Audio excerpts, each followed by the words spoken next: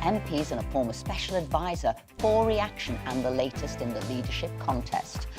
And the boss of John Lewis has said that the more than over 400,000 over 50s who left their jobs during the pandemic should be encouraged to get back to work to tackle the labour shortage, which she said was pushing up inflation and wages.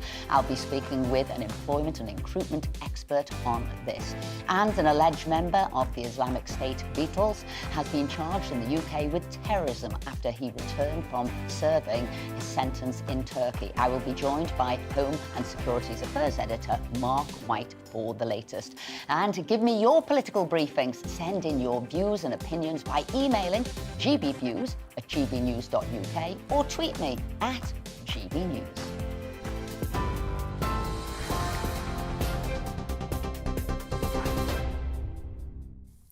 Good afternoon, it's 1 minute past 12. I'm Rhiannon Jones in the GB newsroom. A man who was allegedly part of the IS terror cell known as the Beatles has been remanded in custody. Ain Davis was arrested at Luton Airport after being deported from Turkey, where he was serving a prison sentence. The 38-year-old from West London appeared at Westminster Magistrates Court charged with terrorism offences. He'll now appear at the Old Bailey next month. The cap on energy bills could hit £5,000 next year in the most dire warning yet. The forecast for April by consultancy firm Auxilian is more than £200 higher than previously thought. The Chancellor and Business Secretary are holding crisis talks with energy bosses to find out how they can help households struggling to pay their bills. Shadow Justice Secretary Steve Reed says the government needs to scrap a loophole in the windfall tax on oil and gas profits. Every pound they invest, they get 91 pence back as a subsidy from the taxpayer. Now, that is money that could be used right now to help people who are facing their energy bills rising over the next few months from £1,000 a year ago to £4,500 on average by next April. It is imperative that in the meeting between the Chancellor and the energy companies today, that they close that loophole. Well, Devon Galani, who is the architect of the government's universal credit policy, says the government needs to detail how it will respond to a constantly changing situation. We've calculated, so on top of the £650 going to the lowest income households or the £400 or so that's going to everyone, there's another £400 on top of that. That more or less immediately needs to go to people just to cover the 3 months from October to January. And the government just needs to announce that it's going to step in, it's going to do that, and it's going to find the money from making those hard choices on who to tax.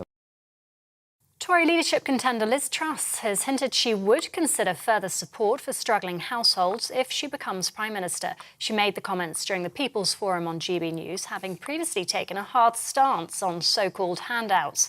The Foreign Secretary and former Chancellor Rishi Sunak will address Conservative Party members at a hustings in Cheltenham this evening. Former Conservative Party leader Sir Ian Duncan-Smith is supporting Liz Truss's approach on the cost of living crisis. What you want to do is to make sure, and she said this, any support we give must be properly targeted and measured against those who need it most, so that those people can get the support that they need, rather than just scattering it across a whole income range right the way up to people like you and me who are going to receive more money later on in October, when you could argue that we're not the ones in need, it's those in need who are facing difficulties with their bills. So targeted support is what she's talking about, properly measured and also funded.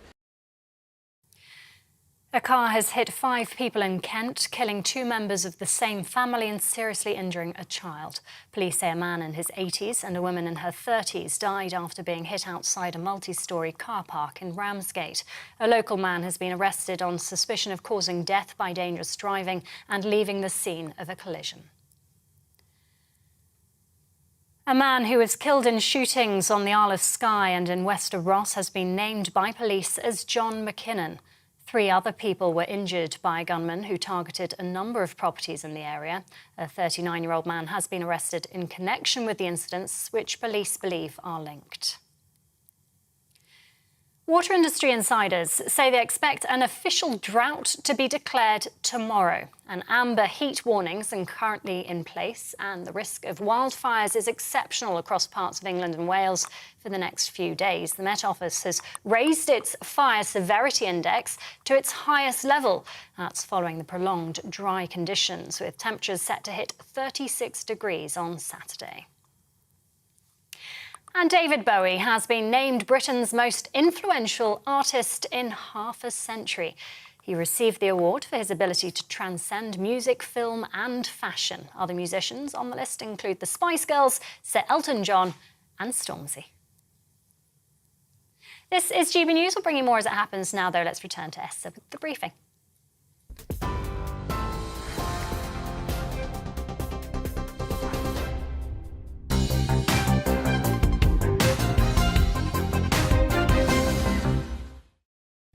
Well, last night GB News hosted Liz Truss in the People's Forum, and she was grilled by an audience in Lee, the heart of the Red Wall. One of the questions she was asked was about the online safety bill. Let's take a look at what she had to say.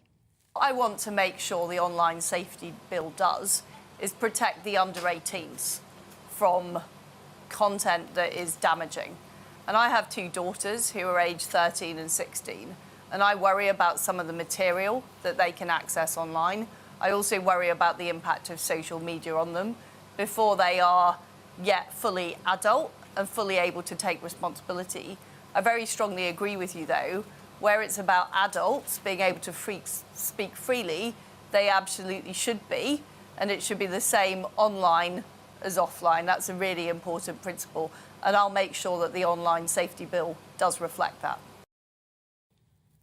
Well, I'm joined in the studio now by GB News political correspondent Tom Harwood. So we'll go back and take a look at that question, because I thought this was really interesting there, and also your tweets afterwards. So you said that she was committed to change on your tweets. And I just wondered where you got that from her answer.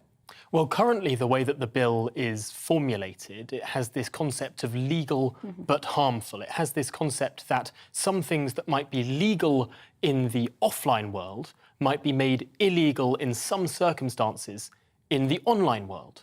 Now, it was interesting to see that Liz Truss, in her answer to that question, sort of divided the issue in two.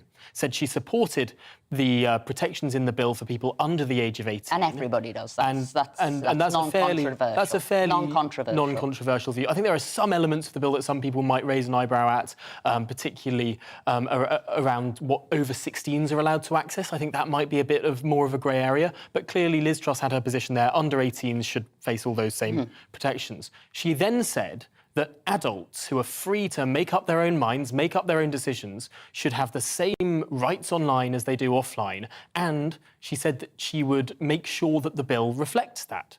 That, to me, sounds like a commitment to change the bill.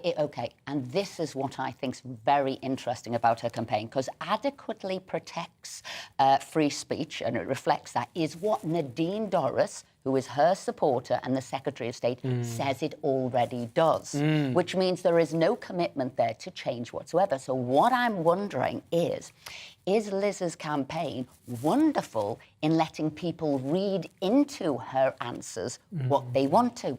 Potentially. What she did say, though, to the questioner was the words, "I absolutely agree with you." She reflected those concerns specifically about adults, and she said that she would make sure the bill does that. I think that a lot of people would feel desperately let down in a Liz Truss administration if the bill went through with no changes whatsoever. It was sort of, it's sitting in suspended animation at the moment in one of its last Commons. Changes need to be done, because you were quite clear that she's committed to change the online safety bill. So what changes, therefore, need to be done? To me, what Liz Truss said last night to GB News was that provision of legal but harmful, that idea that some things that, in her words, are legal in the offline world but might be made illegal in the online world in some situations under the auspices of this bill, she, to me, last night, committed to change that. And I think a lot of people would feel like it would be a bit of a U-turn from her were she to row back on that apparent commitment. Well, we will see if that is the case, because, as I said, the person who is her big champion, Nadine Dorries, already says that is happening in the bill. Obviously, Toby Young doesn't. You've had him on often enough, and you always go on there.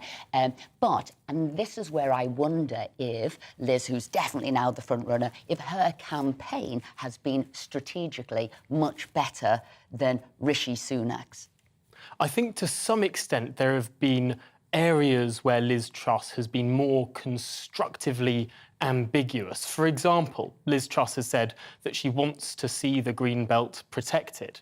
That doesn't mean that she has committed to zero change to the green belt, as I think most reasonable people would say. If there's a bit of concrete in the green belt, that might be reasonable to construct upon. Whereas on that issue, Rishi Sunak has said the green belt must be frozen in aspect, no changes at all, even in some areas where councils might want to preserve a green field here and do some bits of the green belt that aren't green. That is one of the more complicated areas where Liz Truss has put forward a policy direction, but not stipulated an absolute legislative rule in the same way that Rishi Sunak has. And perhaps that leaves her a bit more flexibility for governance. And perhaps there are some areas where the Liz Truss campaign has been able to do that. And let's not forget with the announcements this week of those who are backing Liz Truss, it really does span the party. It's quite a broad coalition. I think to some extent a campaign needs to keep that broad tent of people involved if it wants to be successful. And of course, the Conservative Party, famously a party of many different sections of society, wings. You've got One Nationers, you've got Thatcherites, you've got everything in between. In order to be a successful political party, and the Conservative Party is the oldest, most successful political party in the history of the world, it's done that by maintaining its broad church appeal. So to some extent, that constructive ambiguity, I think, will forever be with the party. And, as you say, helpful now, but could be more challenging for Liz when she gets in. Does it give you greater freedom, or will people say, I voted for you because I thought those words meant this? So that I think could be difficult later on. Absolutely, with some areas, particularly with the way that she answered that question on the online harms bill and the impression that everyone got from that answer. I think it would be very, very hard for her to say that the online harms bill can now go through with no amendments, no changes. I think that really this has set up a path for Liz Truss to change that bill. Thank you very much indeed. You were there, you saw what was going on, you were watching it every moment. But also, candidate for Prime Minister Liz Truss was also grilled by GBNews viewers on a range of other issues last night. But one which really featured heavily was on the migrant crisis. Let's have a look now at what Liz had to say about when she was asked how would she deal with the crisis in the Channel.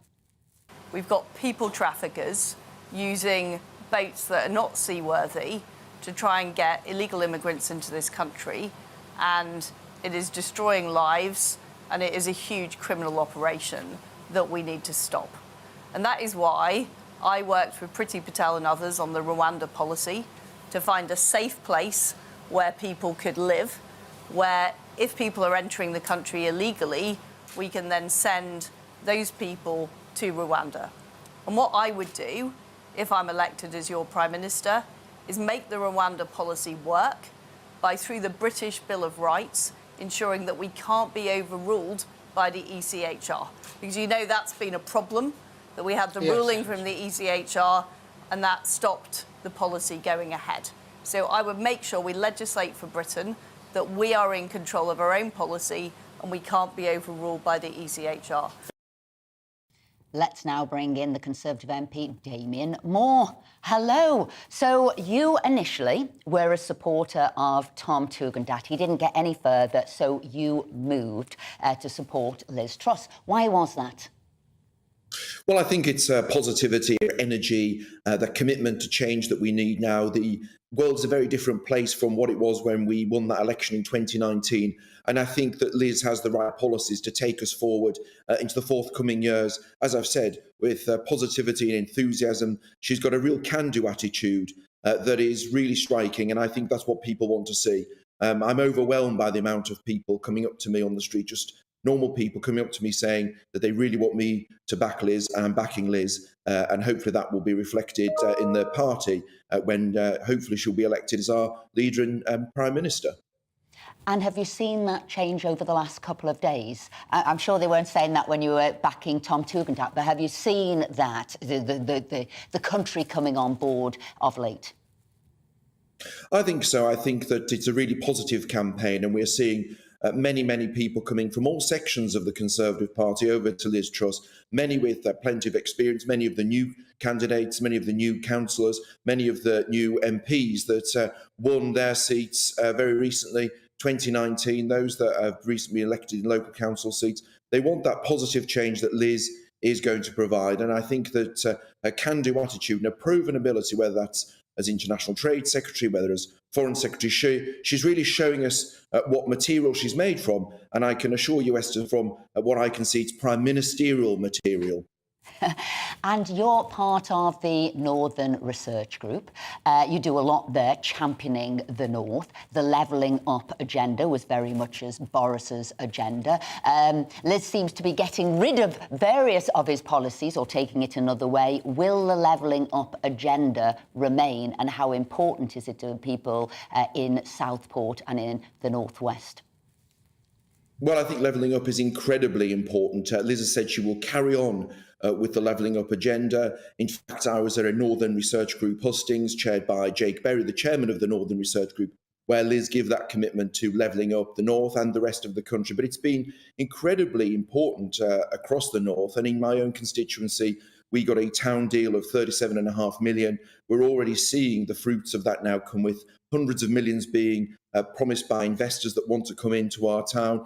Only a couple of weeks ago, I was at the Grand, which is a brand new development in an old building, which has shown that Southport's got a lot of life in. But that was the spark and the impetus from the town deal. We're seeing a lot more of that in Southport, in towns like Southport, right across the North. And the job of the Northern Research Group has always been to hold the feet to the fire of the government when it comes to that commitment to levelling up. But Liz is showing that real enthusiasm for that. And one final question. The cost of living is the biggest issue facing everybody, and you'll know that when people come to you. People are calling now for a policy put together straight away. They want Boris to come together, Rishi to come together, Liz to come together and get something down. Rishi has said he would. Liz has said no. Would you, as a supporter, say to her, we need to do something straight away for the people of this country?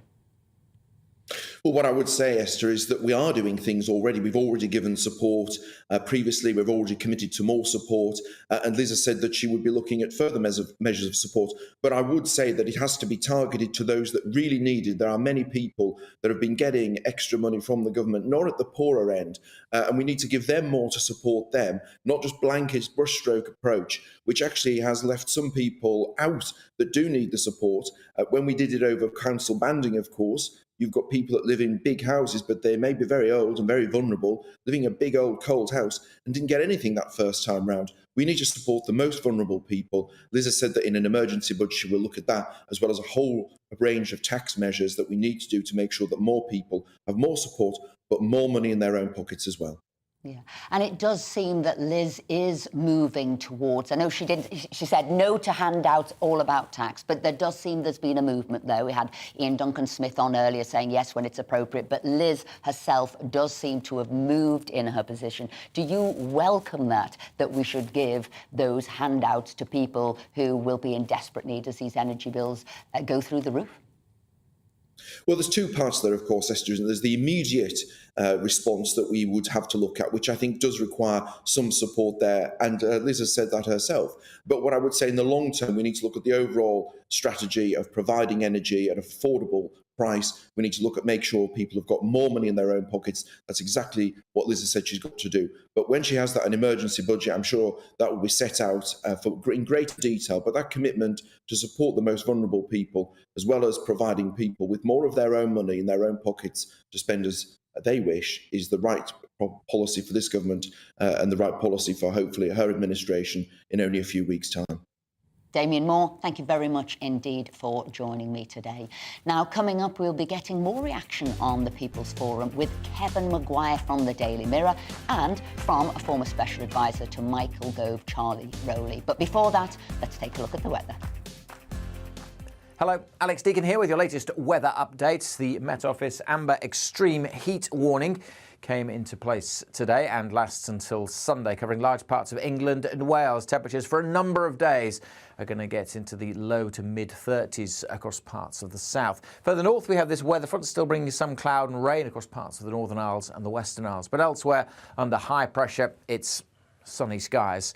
And temperatures, as I say, getting into the low 30s across parts of the south, maybe up as high as 34 in one or two places this afternoon. That cloud and rain will continue to trickle its way towards the mainland of Scotland, so a little bit getting into the Highlands later on the cool side here, but elsewhere it is all about the heat. Temperatures a little higher than yesterday, into the high 20s across southern Scotland and Northern Ireland, and the low 30s further south. As I said, 34 is possible. Coasts will be a little cooler, particularly where we have a bit of a sea breeze picking up, and it's just again a little bit of low cloud and mist returning to parts of eastern England overnight. The cloud continuing across northern Scotland tonight with a little bit of showery rain here and there. In some rural spots, it could be quite cool across parts of Scotland, Northern Ireland, but for most it's going to be another pretty warm night, pretty difficult night for sleeping, particularly in towns and cities. Any early morning mist should clear away quite quickly from eastern England. Again, tomorrow, quite a lot of cloud across northern Scotland, some patchy rain over Caithness and Sutherland. Otherwise, it is sunny skies and high temperatures. Temperatures a little higher again tomorrow, more widely 33, 34 in the south.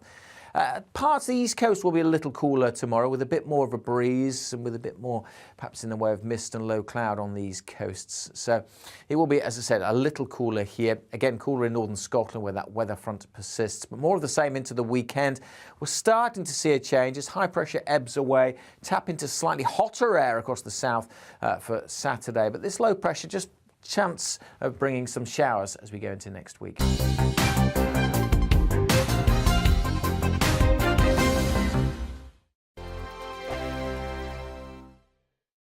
Join my show Farage, 7 p.m. till 8 p.m. Monday through Thursday, and there you will get opinion, analysis, debate, and I'll cover stories that nobody else dares to touch.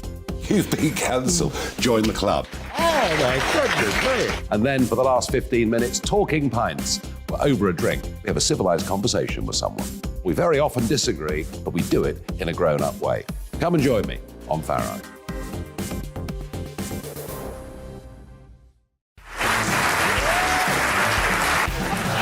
My name is Andrew Doyle. Join me every Sunday evening at 7 p.m. for Free Speech Nation. This is a show where we address current affairs and news stories of the week with the help of two wonderful comedian panellists. I brought in comics because I want to give it a lighter edge, and also they work for less. See you there.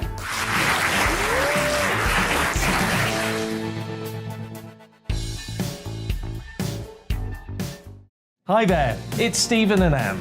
At breakfast from 6 a.m, you'll always be caught up with everything you need to know, the latest headlines, opinions and debates. We'll bring you the good news and the bad, but most of all, we're here for you. Remember, send in your views and let us know what you would like us to talk about.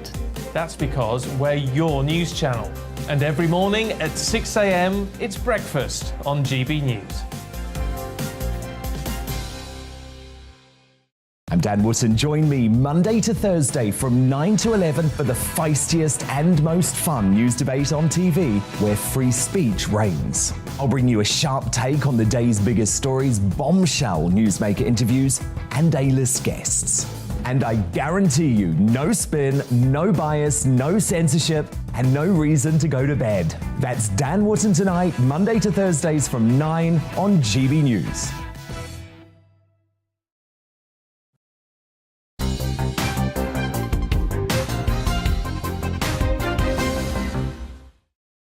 Welcome back to the programme. It's now 12:24. Millions of people across the country are dreading the 26th of August when the big energy companies announce the price caps for bills. Well, last night on GB News, Liz Truss outlined how she will deal with the huge rise in energy bills and how she would support families throughout the winter. What are you going to do to help everybody, really? Well, first of all, I completely understand how difficult it is, and that families are struggling at the moment with the cost of food, with the cost of energy, which has been going up. Firstly, I would reverse the national insurance rise And I'd also have a temporary moratorium on the green energy levy. So from day one, families are keeping more of their own money, and they're also saving on the fuel bills. Do you literally mean from day one? Can you have an emergency budget to change the Finance Act on day one? It's got to go through 3 stages of Parliament before it becomes the new law of the land. I will get it in as soon as possible. But that's not day one. That's as soon as possible. I will act on day one to make it happen as soon as possible, but it will happen well before April, which is when traditionally the tax year starts. But I will do it as soon as I can. I'll make sure the Chancellor does it as soon as he can. And my fundamental approach is that we need to keep taxes low. What we shouldn't be doing is taking money from people in taxes and then giving it back to them in benefits. Neil, do you want a bailout now, or do you want Truss's tax cuts by April? That's not all I'm going to do, Alistair. So you haven't let me finish That's a big thing to say, and I want his reaction. I need something now. And I think people need something now. That's a fault line in your campaign with Rishi. Rishi will give money to him now. You will say come April. No, I'm giving the money straight away. But what I'm about is about people keeping more of their own money and not taking it in tax. But you're opposed to handouts. You're on the record as saying you're opposed to handouts. I've also said that I will have a temporary moratorium on the green energy levy, which will save everybody money on their fuel bills. Well, I'm now joined by Kevin Maguire, Associate Editor of the Daily Mirror, and also former Special Advisor to Michael Gove and Theresa May, Charlie Rowley. Welcome to you both. So what we hear there is people saying in the GB News audience that we want help now, not the end of the year, not April. We need help now. So it's quite interesting that people have called for Boris to come together, Rishi to come together and Liz to come together now to do something now. So what do you think should be done, and were the answers there that you heard from Liz enough? I'll go to Kevin Maguire first. Hi, Esther. Well, hurrah for Neil and Alistair Stewart, putting her on the spot. Day one is not day one. She's not offering anything. Dragged, kicking and screaming towards giving help, what she called in a very derogatory way handouts, which I thought showed her mentality and her reluctance to actually help people directly with their fuel bills. But where's she going to end up with that? Because people are fearing 26th of August, the new price cap will be announced by Ofgem.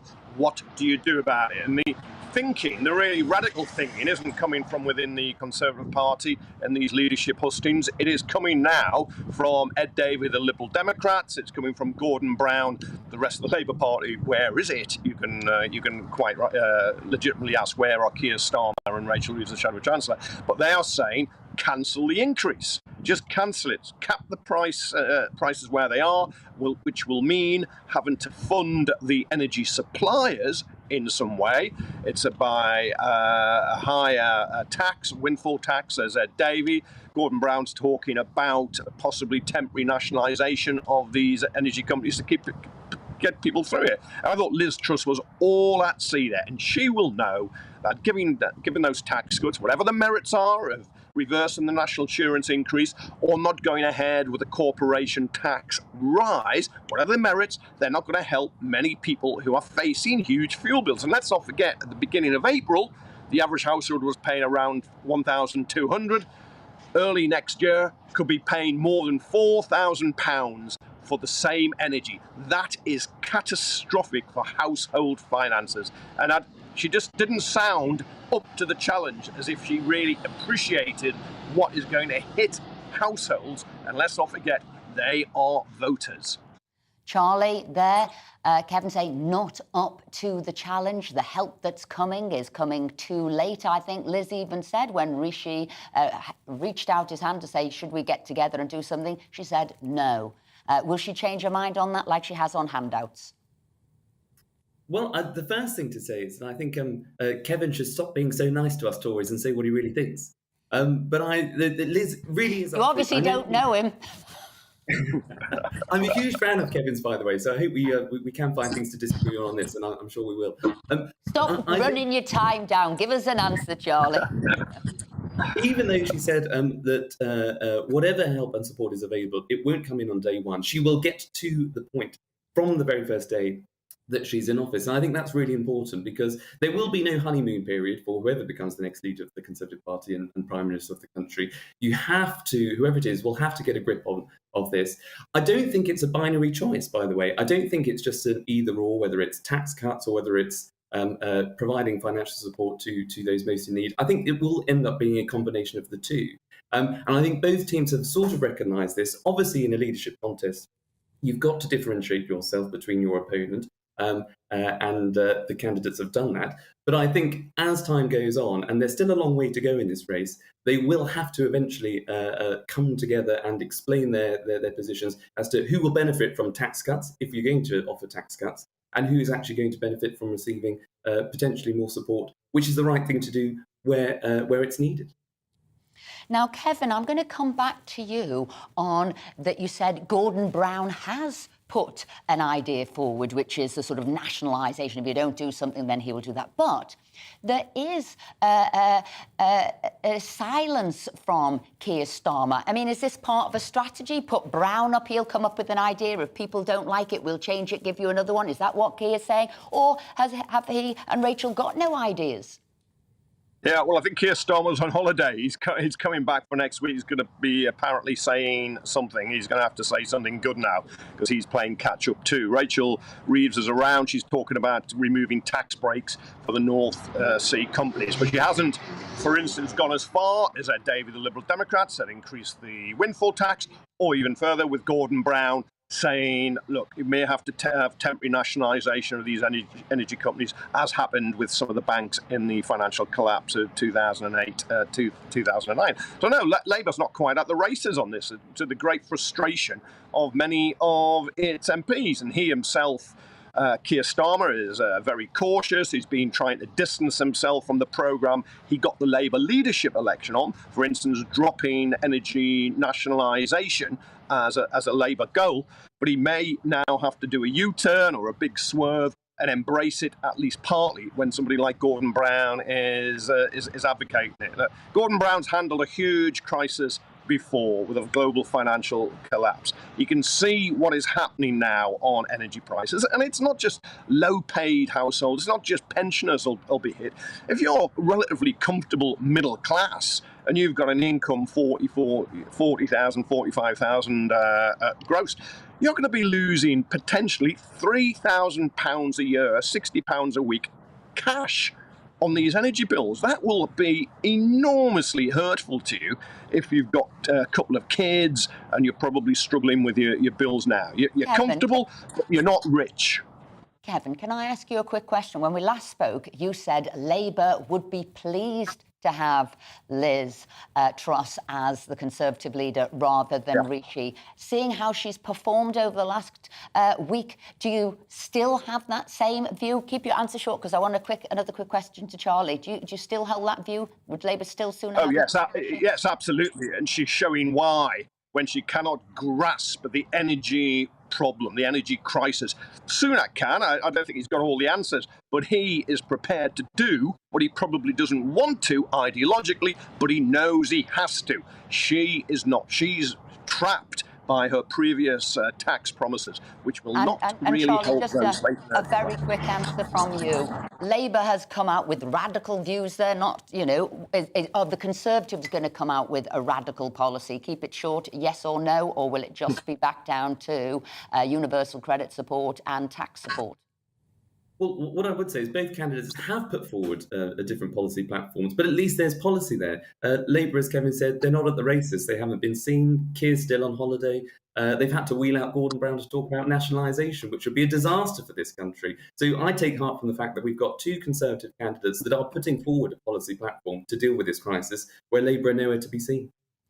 Kevin Maguire, Charlie Rowley, thank you very much indeed. Now, coming up, I will be speaking with an employment and recruitment expert on the calls to get more of the over 50s back into work to help tackle the labour shortage. But first, here's your latest news with Rihanna.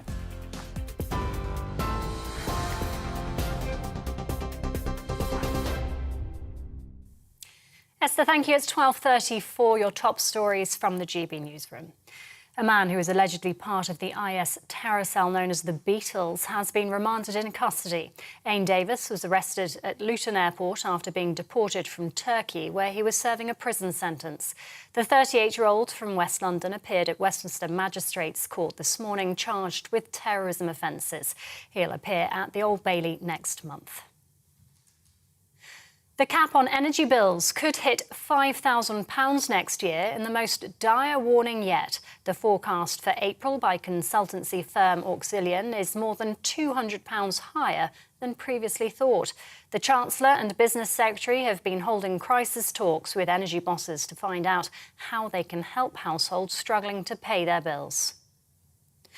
A car has hit 5 people in Kent, killing 2 members of the same family and seriously injuring a child. Police say a man in his 80s and a woman in her 30s died after being hit outside a multi-storey car park in Ramsgate. A local man has been arrested on suspicion of causing death by dangerous driving and leaving the scene of a collision. A man who was killed in shootings on the Isle of Skye and in Wester Ross has been named by police as John McKinnon. 3 other people were injured by a gunman who targeted a number of properties in the area. A 39-year-old man has been arrested in connection with the incidents, which police believe are linked. And water industry insiders say they expect an official drought to be declared tomorrow. An amber heat warning is currently in place, and the risk of wildfires is exceptional across parts of England and Wales for the next few days. The Met Office has raised its fire severity index to its highest level following the prolonged dry conditions, with temperatures set to hit 36 degrees on Saturday. TV online and DAB+ radio, this is GB News. It's back to Esther in just a moment.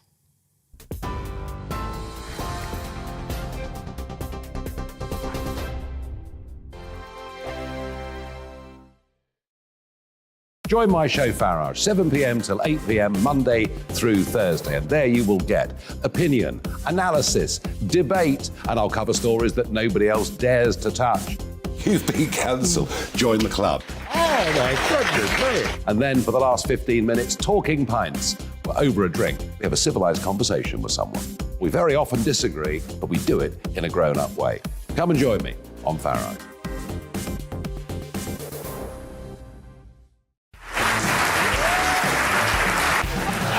My name is Andrew Doyle. Join me every Sunday evening at 7 p.m. for Free Speech Nation. This is a show where we address current affairs and news stories of the week with the help of 2 wonderful comedian panellists. I brought in comics because I want to give it a lighter edge, and also they work for less. See you there.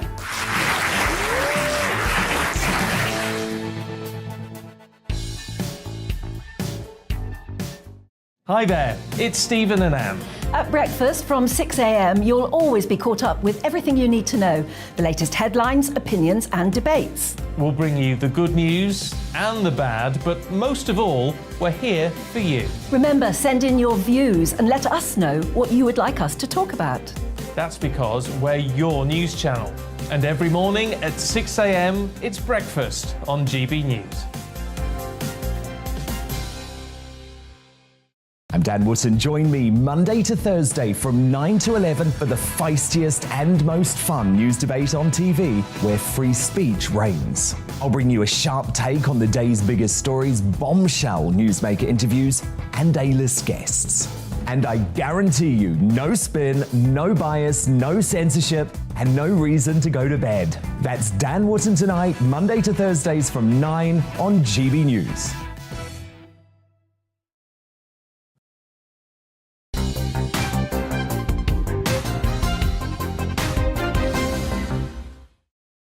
Welcome back. It's nearly 20 to 1. The boss of John Lewis, Dame Sharon White, has said over 400,000 over 50s who left their jobs during the COVID pandemic should be encouraged to get back into the workplace to tackle the labour shortage that she says is pushing up inflation and wages.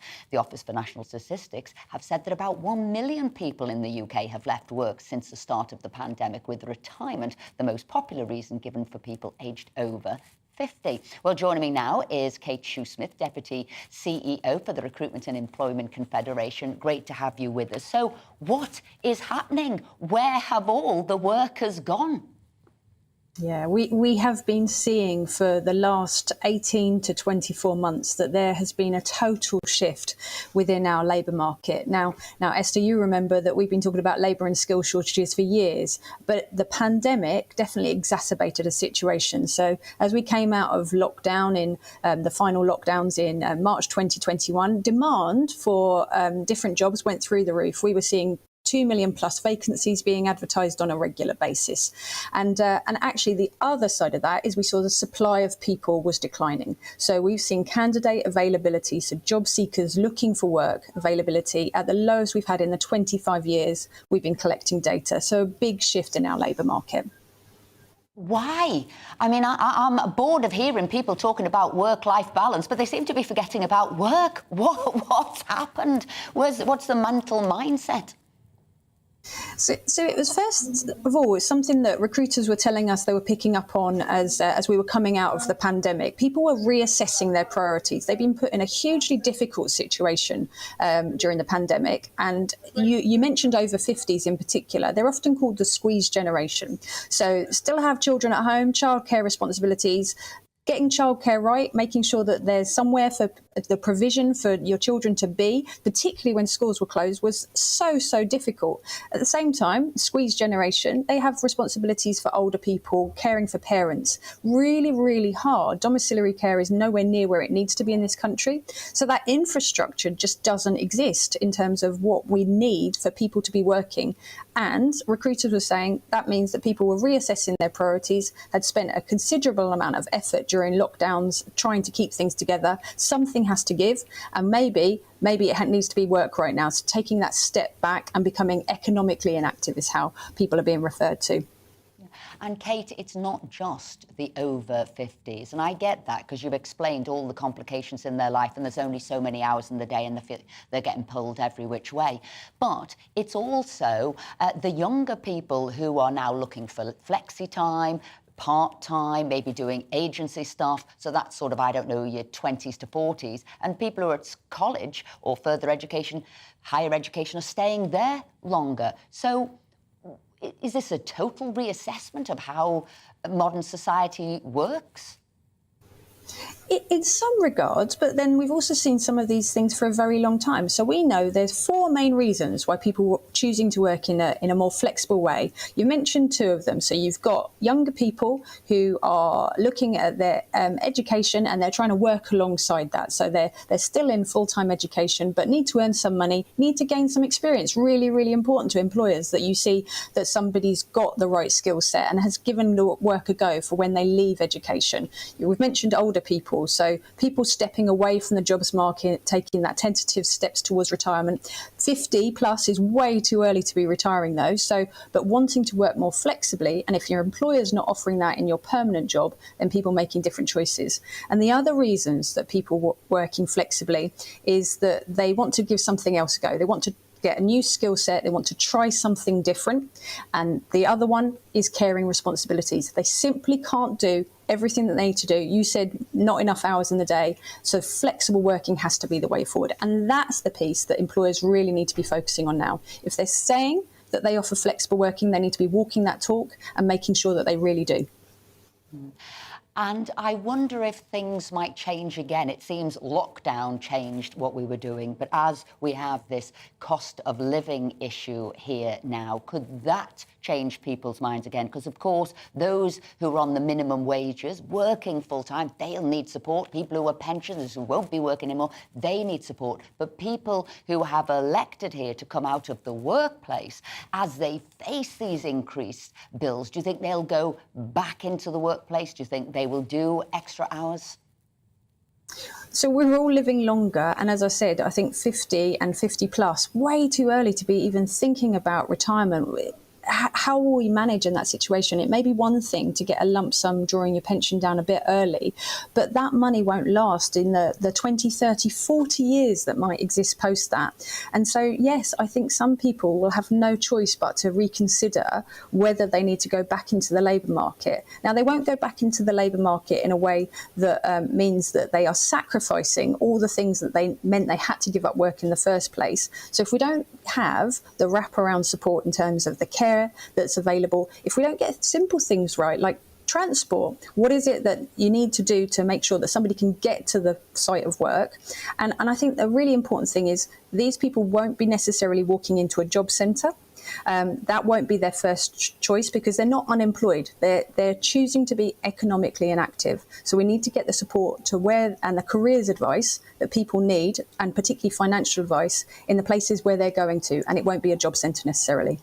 And Kate, my final question there, I was looking at some sort of international reports last night, and globally, and looking to America, they said 37% of American sort of chief executives now have increased by 37% their robots. That's what they're looking for, robots. And they said 2/3 of executives are now looking at greater automation in the workplace. So what I'm wondering, they're looking for a dependable, reliable workforce. And if they're thinking that's not staff and human beings, are we really heading down the route now for robots and automation?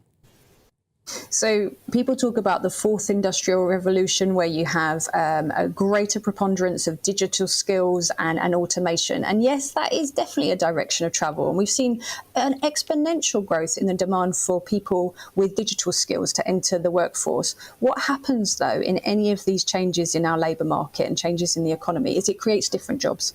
So yes, there might be not the jobs available that can be automated, but it creates a wealth of different jobs and different opportunities. And if we don't get that careers advice and guidance right to young people so that they know these opportunities exist, that's where we'll go wrong. That's what we really need to focus on. Kate Shoesmith, Deputy CEO of the Recruitment and Employment Confederation, thank you for joining me today. Thank you. Now, an alleged member of the ISIS terror cell known as the Beatles has been arrested at Luton Airport, and that was on Wednesday evening. Ain Davis arrived in the UK on a flight from Turkey, where he spent 7.5 years in prison after he was convicted of being a member of the terrorist group. Let's cross over to the Westminster Magistrates Court and get the latest from GB News Home Affairs and Security editor, Mark White. So, Mark, do you want to bring me up to date with what's happening there? Yes, well, Ain Davis was arrested as he came off a flight from Turkey yesterday. UK counter-terrorism police officers were waiting for him.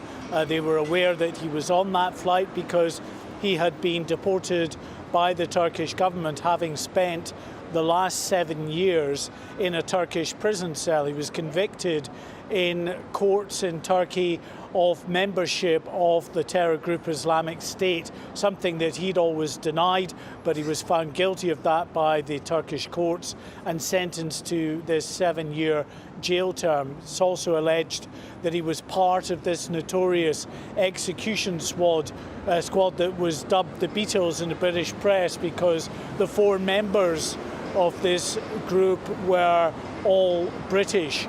Now, 4 of these people, 3 of them, 2 subsequently arrested and taken to America, have been jailed in that country.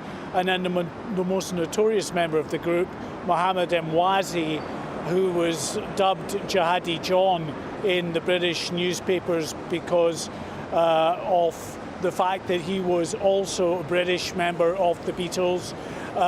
He appeared in those propaganda videos wearing a ski mask, holding a knife and beheading Western hostages, including British hostages Alan Henning and David Haynes. He was subsequently killed 7 years ago when ISIS fell. Now, as far as Ain Davis is concerned, he appeared here at court number 1 at Westminster Magistrates Court. It was just a brief 15-minute hearing. He wore a prison-issue grey tracksuit, spoke only to confirm his name, his date of birth and the fact that he no longer has a home address here in the UK, although it was West London before he left the country.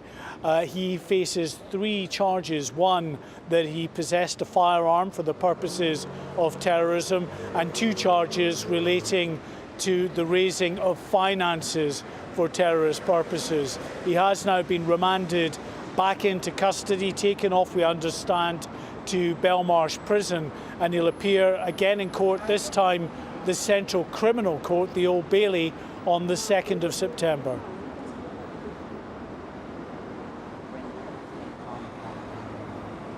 So, for the first time since records began, more babies were born out of wedlock in England and Wales in 2021 than ever before. New statistics reveal the number born to mothers who were unmarried or not in a civil partnership have overtaken the numbers being born to mothers in such relationships. There were 624,828 births registered in England and Wales in 2021.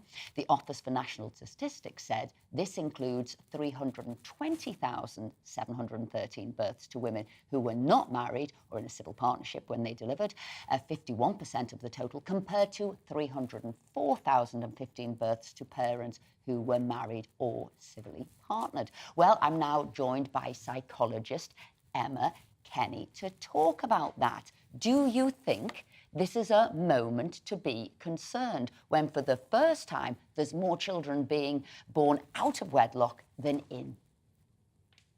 I guess that we've got to think about the fact that the pandemic basically meant that a lot of people couldn't go ahead and get married. And also I think it probably changed people's perspectives about priorities. And then we have financial concerns, which makes weddings feel a little bit out of reach for some young people, and maybe an investment in certain areas of their life that they want to spend the money, meaning that they choose to have the child. It doesn't necessarily mean that they won't in the end get married. But I would argue that if what we're saying is that we're going to see a collapse of marriage, then arguably in research, that would suggest that it wasn't necessarily a positive thing in the long run, because even though partnerships of all types work very, very well, in fact, the more people you can have supporting your child and bringing them up, the better.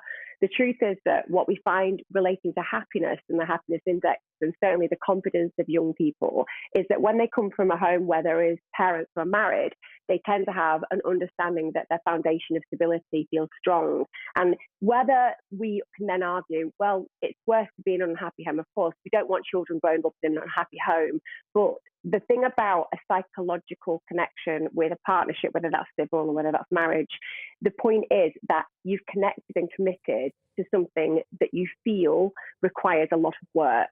And that psychological addition can sometimes be something that sustains you through some of the really difficult times, because we all know great relationships have horrible times of conflict. They survive in spite of them. That's what makes them great. So I would say that we've still got to look at the idea of having as many people in that child's life for stability as possible.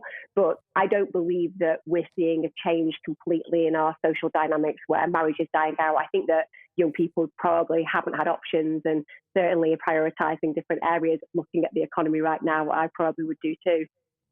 I think you've hit on a big issue there, the delaying of weddings, as you say, now with the cost of living, maybe what are you going to spend your money on? Absolutely.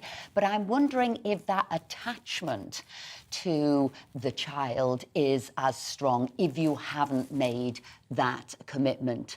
And I ask that because at the same time, we're seeing more and more children going into care, the state now being responsible for more and more children. So how does that work out? And I know there isn't going to be a single answer. It is a complicated question there. But I'm talking about this attachment to children. Yeah, that's definitely multifaceted, because on one level, certainly through the pandemic, when you lock children up with their abusers, you're going to get more children taken into care. That was always going to happen. It was something that really surprised me on a safeguarding level, wasn't initially talked about, but because of that, we've definitely seen increases. Secondly, attachment. So in therapeutic dynamics, attachment is one of the most key forms of becoming what we would consider a healthy, happy human being. If you get that in your life, it bodes well, because you just expect relationships to be good. And when you haven't had those, and there's been fractures to those, it's more difficult. And that's why we have to do lots around helping children who end up in a system, finding families that are actually going to be really supportive for them. But in the question of, do I think that parents who are married are going to be more attached to their children? I doubt that's true. I would say that what we could look at is economics. And we could look at education, because we can certainly see in research that unfortunately it tends to be women who are in lower income streams who find themselves in scenarios where they aren't supported. And that means that they can't obviously offer their children the same as a middle class family who were married and had really great foundations in their life. There's an inequality, and it's the inequality, I think, that's the biggest issue. I think that fundamentally, and this is the vast majority of parents in the UK, by far, we dote on our children. If anything, we are probably the most indulgent generation of parents. So essentially, Generation Xers has really indulged their kids, and we see them as a priority, and there needs to be paramount. So I think that we genuinely adore our children, but as you were talking to your last person who was engaging with you, they were saying that the problem is that you have very little time, so you can't give all the time in the world to your children. Money affects stress, that's going to impact on your parenting. And if you don't have the support network around you, it can be very isolating and troubling to just deal with that on a psychological level.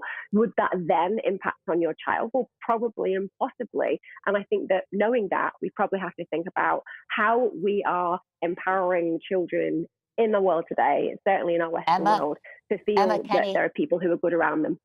Emma Kenny, thank you very much for joining us today.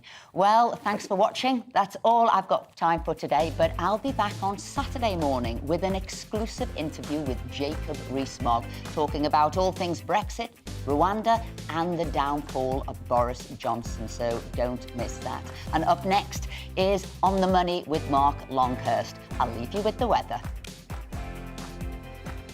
Hello, Alex Deacon here with your latest weather updates. The Met Office amber extreme heat warning came into place today and lasts until Sunday, covering large parts of England and Wales. Temperatures for a number of days are going to get into the low to mid-30s across parts of the south. Further north, we have this weather front still bringing some cloud and rain across parts of the Northern Isles and the Western Isles. But elsewhere, under high pressure, it's sunny skies.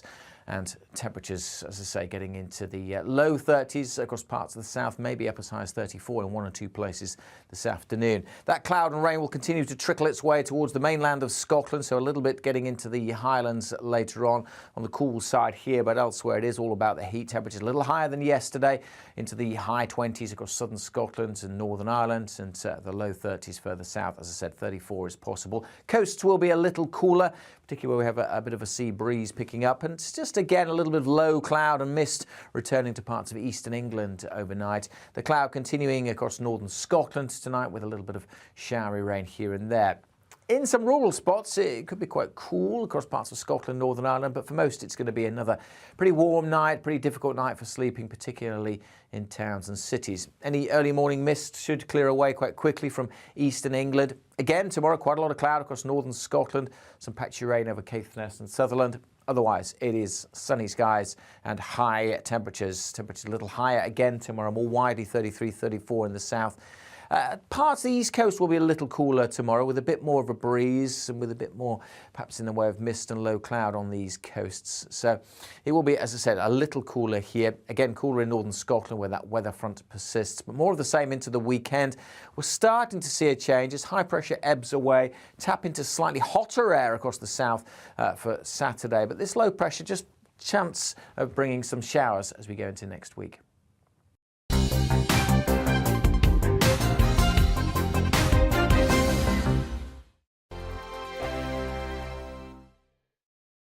Join my show Farage, 7 p.m. till 8 p.m. Monday through Thursday. And there you will get opinion, analysis, debate, and I'll cover stories that nobody else dares to touch. You've been cancelled. Join the club. Oh my goodness, brilliant. And then for the last 15 minutes, talking pints. We're over a drink. We have a civilised conversation with someone. We very often disagree, but we do it in a grown-up way. Come and join me on Farage.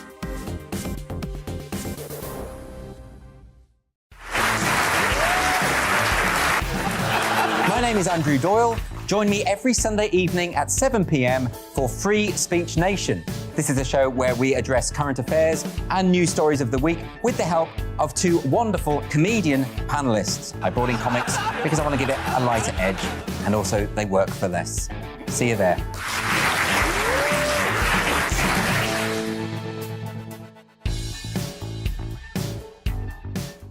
Hi there, it's Stephen and Anne. At breakfast from 6 a.m, you'll always be caught up with everything you need to know, the latest headlines, opinions and debates. We'll bring you the good news and the bad, but most of all, we're here for you. Remember, send in your views and let us know what you would like us to talk about. That's because we're your news channel. And every morning at 6 a.m, it's breakfast on GB News. I'm Dan Wootton. Join me Monday to Thursday from 9 to 11 for the feistiest and most fun news debate on TV, where free speech reigns. I'll bring you a sharp take on the day's biggest stories, bombshell newsmaker interviews, and A-list guests. And I guarantee you, no spin, no bias, no censorship, and no reason to go to bed. That's Dan Wootton tonight, Monday to Thursdays from 9 on GB News.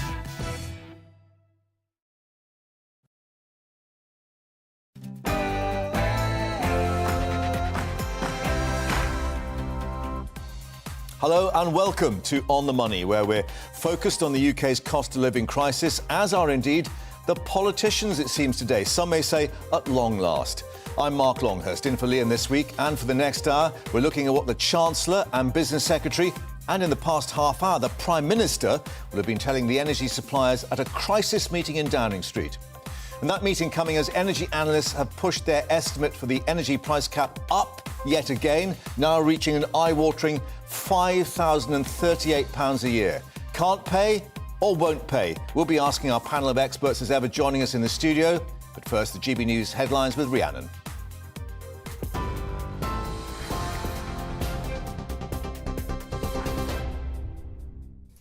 Mark, thank you. Good afternoon. It's 1 minute past 1, your top stories from the GB newsroom. A man who is allegedly part of the IS terror cell known as the Beatles has been remanded in custody. Ain Davis was arrested at Luton Airport after being deported from Turkey, where he was serving a prison sentence. The 38-year-old from West London appeared at Westminster Magistrates Court, charged with terrorism offences.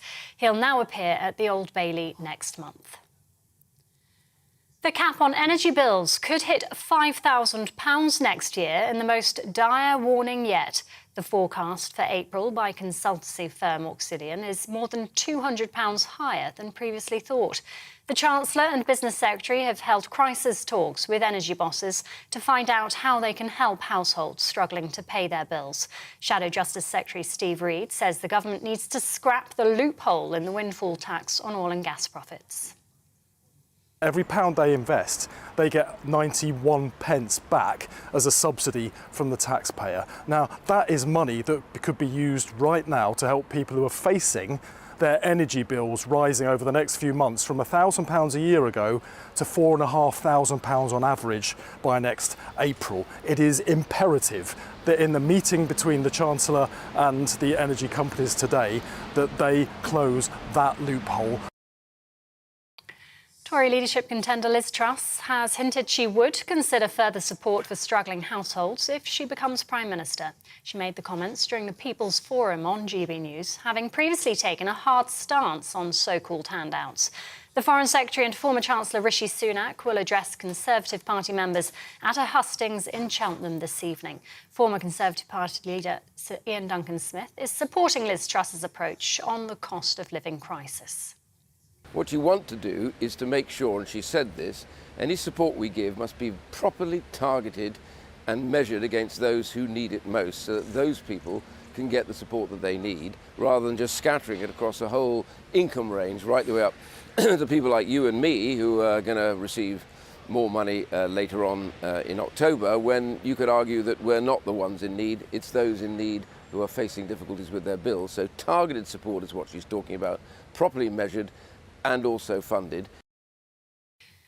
A car has hit 5 people in Kent, killing 2 members of the same family and seriously injuring a child.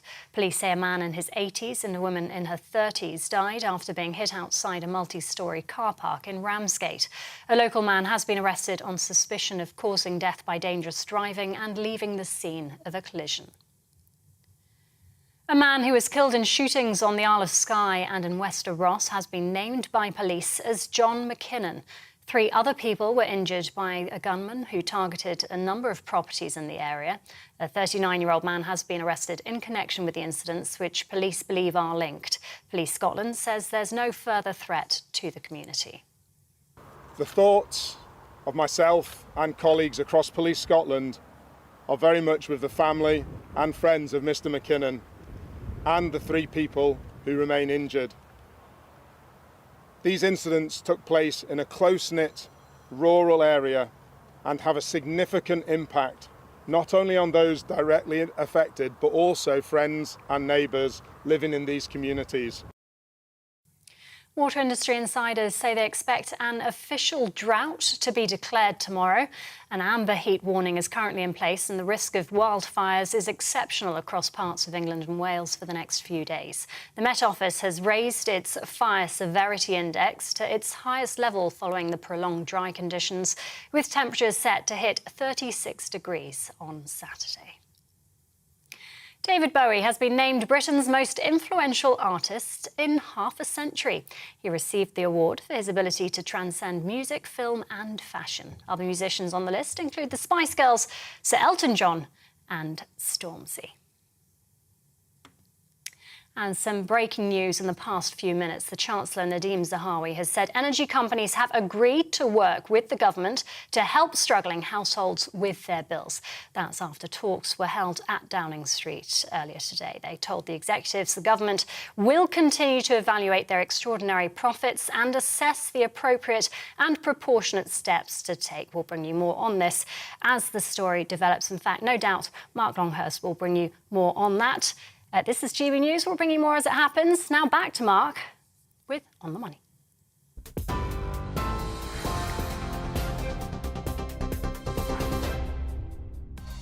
Rhiannon, thanks very much indeed. Yes, indeed, coming up on the money, more reaction to that breaking news. All hands to the wheel, it seems. The revelation that Prime Minister Boris Johnson unexpectedly joined his Chancellor and Business Secretary in that crisis meeting at Downing Street with the energy providers this morning. Elsewhere, the heat just keeps on rising as the water supplies keep dropping. The news that tomorrow Britain could be seeing that announcement of an official drought across the country. One parched village already relying on bottled water.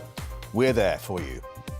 Now, if it's enough to make you want to jet away on a quick break, well, keep counting the pennies, or euros perhaps. How the boss of Ryanair is warning it'll never be as cheap as it was before to fly away. And in our Money Talk slot today, how to turn £7.50 into 250 million. All you need is a garden shed and to do the opposite of what everyone else is doing. So stay tuned for that. This is GB News. I'm Mark Longhurst and you're on the money.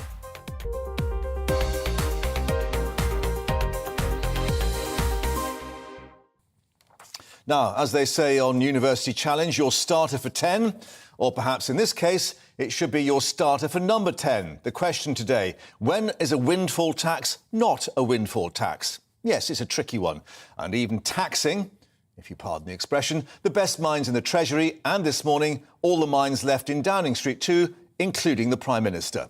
Now, they won't want to call it a crisis meeting, but that's exactly what it is, or has been rather. The Chancellor, Nadhim Zahawi, and Business Secretary Kwasi Kwarteng gathered in number 10 to meet those leaders of the leading power supply companies, Centrica, Scottish, and also EDF. Also officials from the National Grid there.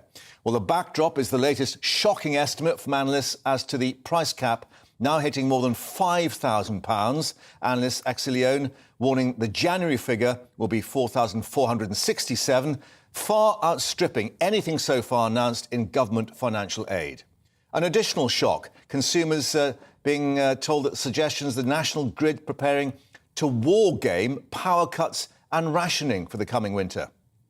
So both candidates for the hot seat in number 10, perhaps now resembling something more akin to an electric chair, are having to explain or over-interpret, as the Trust camp likes to say, how they're going to help us pay for it all. And this is where it gets interesting, just in case you're about to pop off and put on the kettle for one last time. Treasury sources were briefing as recently as Tuesday evening that top of the agenda today will be a windfall tax on the power companies to give the government a nice cash pile to hand out to both the needy and the not-so-needy to pay those huge new bills. Officials were looking to go, they said, further and faster on action over energy profits, they told journalists, because the energy companies had brought in profits, and I quote, beyond their wildest expectations. But this appeared to jolt Team Truss in particular to a shocked reaction. Business Secretary Kwasi Kwarteng, a close Truss supporter, of course, letting it be known that the government was rowing back from threatening the companies with the windfall tax. Now, remember, it's only the oil companies so far having to foot that particular extra 25% bill on their profits from May the 26th onwards. So today was, suggested Camp Kwarteng, going to be a far more limited and civilised discussion about investment, wholesale prices, security of supply, nothing so uncouth as extra tax. The Chancellor, Nadhim Zahawi, has kept his counsel and perhaps unable to put anything into action until a new PM agrees it anyway. But Camp Sunak, well, they've been talking of chaos and confusion and that Liz Truss's economic plans are now, quote, as clear as mud, unquote. Why does it all matter?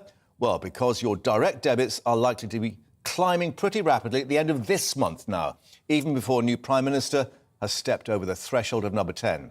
We're told households already owe £1.3 billion in arrears to the energy suppliers. That's 6 million homes with an average unpaid bill of £206.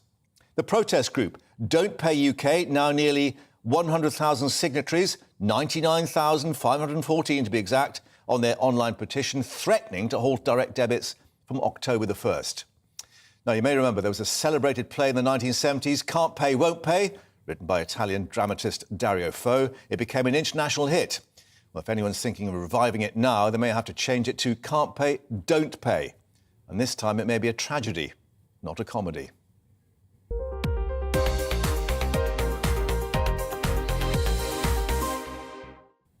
So we've had a crisis meeting in number 10. How about a crisis meeting here in the studio now? We're joined by Jasmine Birtles, our regular economist and founder of Money Magpie, Victoria Hewson, Head of Regulatory Affairs and Research Associate at the Institute of Economic Affairs. Down the line, Howard Cox joining us, founder of Fair Fuel UK, campaigning to cut fuel taxes, petrol in particular, and hotfoot in the studio, Tom Harwood, our political correspondent, with the very latest. Tom, it's all happening at number 10. This news that we had Boris Johnson joining and then Nadhim Zahawi coming out and saying, well, you know, they've been told to go away and start sorting out, but still no news as to whether that involves a windfall tax or not. No, and I don't think we were ever going to hear clear policy today. This is the start of a discussion rather than the conclusion or a big announcement. And clearly the government has a pretty big problem in terms of how it can act. It's pretty bound by what it has already announced. The Prime Minister saying at the start of this process of the leadership election that he would not bring through any big changes to policy, he would not bind his successor with any big new fiscal announcement. This is the real structure in which this government is now working. It can plan, it can prepare, it can discuss, but it's very reluctant to, before the 5th of September, make any big announcements. But we've got Martin Lewis, money expert, basically saying, look, you've got to realise the direct debits are going up this month, even before the Prime Minister's in there. We're now being told by the analysts this is going to top £5,000 annually. And therefore, the government's bill for bailing us all out could reach 35, 37 billion, some are saying. This is a huge problem. It's a huge problem, and it's one that the government, frankly, doesn't have all that many solutions to. It's a problem of international prices. It's a problem of domestic supply. There's nothing, I repeat, nothing that any politician could do to increase supply in the next 6 months. Now, if we're talking about next winter, i.e. the winter after this one, then perhaps we can have built up some more supply. We might build some wind farms. We might get extracting that shale gas we're sitting on. We might even insulate some homes. But this winter, there's going to be very little that any government can realistically do. And ultimately, there's a conversation that perhaps needs to be had in terms of what should be done.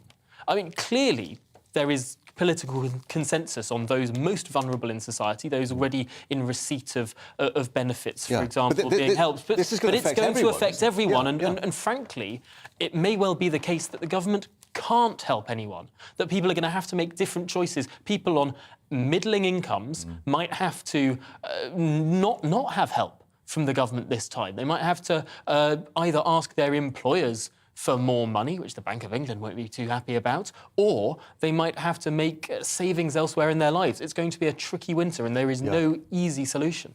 Tom, thank you for that. We'll talk about issues on shale and the other aspects of fuel with Howard in a moment. But let's just turn first to Jasmine and to Victoria here in the studio.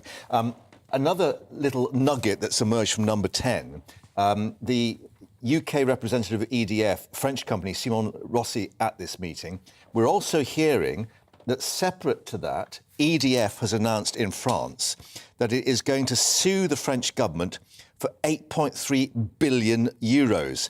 Now, the issue is, of course, that EDF had been told by the French government, start providing fuel at less than the market cost to try and help people out. That clearly is not working with a nationalised company in France. Well, absolutely. And I'm on their side. I mean, you know, it's a ridiculous thing. As a business owner myself, if the government said to me, you have to lose money for the next, you know, X years or whatever, of course I would say no. And you know, if they forced me to, of course I would sue. You know, what is the point? So I think, as Tom said, it is very difficult for everybody. Everybody is blaming each other. And at the moment, there seems to be no immediate help, immediate solution.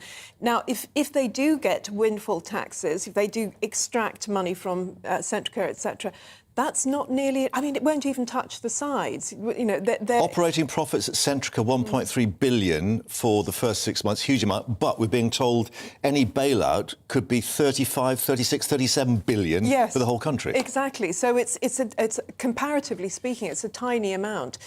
So I think one thing that I do feel is that the government could put pressure on the companies to give discounts, to use that money directly with their own people. Let me ask Victoria about that, because we had Gordon Brown coming out suggesting perhaps some kind of renationalisation of the energy sector. That's going to take a long time to do. But also talking about social tariffs. And that's something also Derek Licorice has talked about, that we may have like a two-tier pricing system for people. Well, there are all kinds of ideas about different interventions that the government could make. Slightly worrying to see nationalisation seems to be, you know, the Overton window seems to have shifted slightly so that nationalisation is back on the agenda, which from my perspective as a free market supporter is rather worrying. But I think all of this seems to miss the overriding point here, which is that energy costs what it costs. It's a global market. Global market. The commodity price has gone through the roof because of various factors, but perhaps most particularly the sanctions on Russia. And I'm afraid nationalising an industry doesn't change what the cost of energy is. It just reshuffles around who has to carry that cost, potentially putting that cost on the taxpayer instead of on the individual bill payer, which I'm not sure that is necessarily a preferable solution. Let's bring in Howard Cox, founder of Fairfuel UK. Howard, try and cheer us up a little bit, because let's reflect one aspect is that the prices at our pumps have been coming down. I think we're being told that Brent crude today is about $98, is actually below $100 per barrel. And certainly my Shell garage in my village is now charging $1.75 for unleaded. I've not seen that for a while. No, that is some good news, but it should be around about 160. We're still being hiked a ridiculous level of pricing, which the government could do something about. I've said many times on this show that with Germany, France, Spain and Ireland, for example, have double-digit fuel duty cuts. The government can do that at the stroke of the pen. And at the moment, this Marie-Celeste government, there's no one around. I've been campaigning for 12 years. It's difficult to campaign and lobby people who are not at their desks at the moment in time. And I've spoken to Rishi and Liz in the last 2 or 3 weeks personally, calling for them to cut fuel duty like Germany has at 25p. But this is the important thing. I don't accept, I mean, I've got great respect for Tom Harwood. He's a great guy, really enjoy his analysis. But I don't accept that there's nothing they can do about it. They can do something about it now because people are suffering now. And it's wrong. It's a dereliction of their duty to looking after the country and their constituents. And fundamentally, they can do something about it. And the two-tier system is one of the things I was hoping to come out of this chat in number 10 today. Something like the first £1,000 of therms or watts or whatever it's priced in should be at a lower price. what they call a social tariff. Yeah, OK. Well, I mean, we've been talking about fuel in terms of petrol, and obviously that's slightly different to what we're facing at the moment with the gas prices on the international market. But where are you on this, the moratorium, for instance, on fracking for shale, where a lot of work's already been done, literally groundwork to get that going? I mean, should we be pressing the button to get that up and running again? Should we be providing coal back to our power stations, even though, obviously, the Green lobby are going to have a bit of a sort of frothing at the mouth moment over that? Well, absolutely. I'm very pro-fracking. I'm very pro for us being self-sufficient. And we should open a couple of coal mines. I mean, we're already shipping a load of coal from overseas, as far as from China. We should be getting our own gas. We should be drilling for more oil. And we should be looking at nuclear. I know these are all long-term things at the moment, but we should have been doing this 10 years ago. We should be putting it into action now. And even the thing with the drought now, we should have desalination plants around the whole of our coast. We're surrounded by sea. We suck that in. I know it uses a lot of energy, but these short-term thinking approaches of our government have got to stop. Right, Howard, thank you for that. I'm going to give Tom the right of reply as our political correspondent. And just bearing in mind what Howard's saying, I'm just looking at the front page of the Financial Times, quoting an industry figure. The government is in a complete tailspin. They're looking at everything and everything is on the table. There's a degree of panic.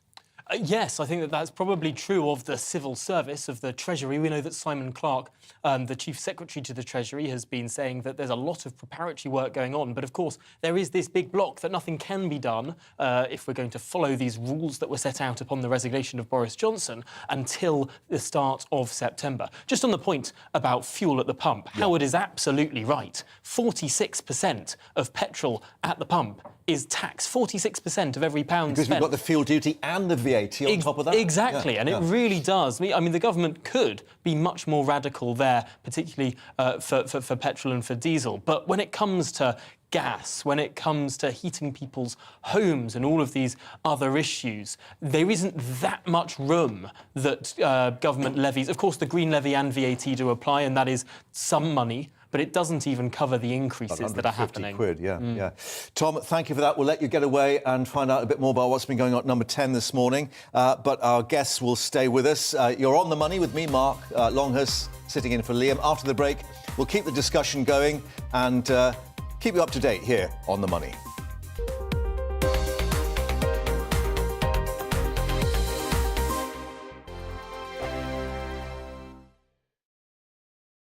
Join my show Farage, 7 p.m. till 8 p.m. Monday through Thursday. And there you will get opinion, analysis, debate, and I'll cover stories that nobody else dares to touch. You've been cancelled. Join the club. Oh, my goodness me. And then for the last 15 minutes, talking pints. We're over a drink. We have a civilised conversation with someone. We very often disagree, but we do it in a grown-up way. Come and join me on Farage.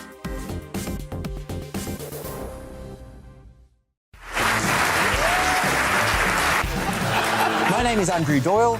Join me every Sunday evening at 7 p.m. for Free Speech Nation. This is a show where we address current affairs and news stories of the week with the help of two wonderful comedian panellists. I brought in comics because I want to give it a lighter edge, and also they work for less. See you there.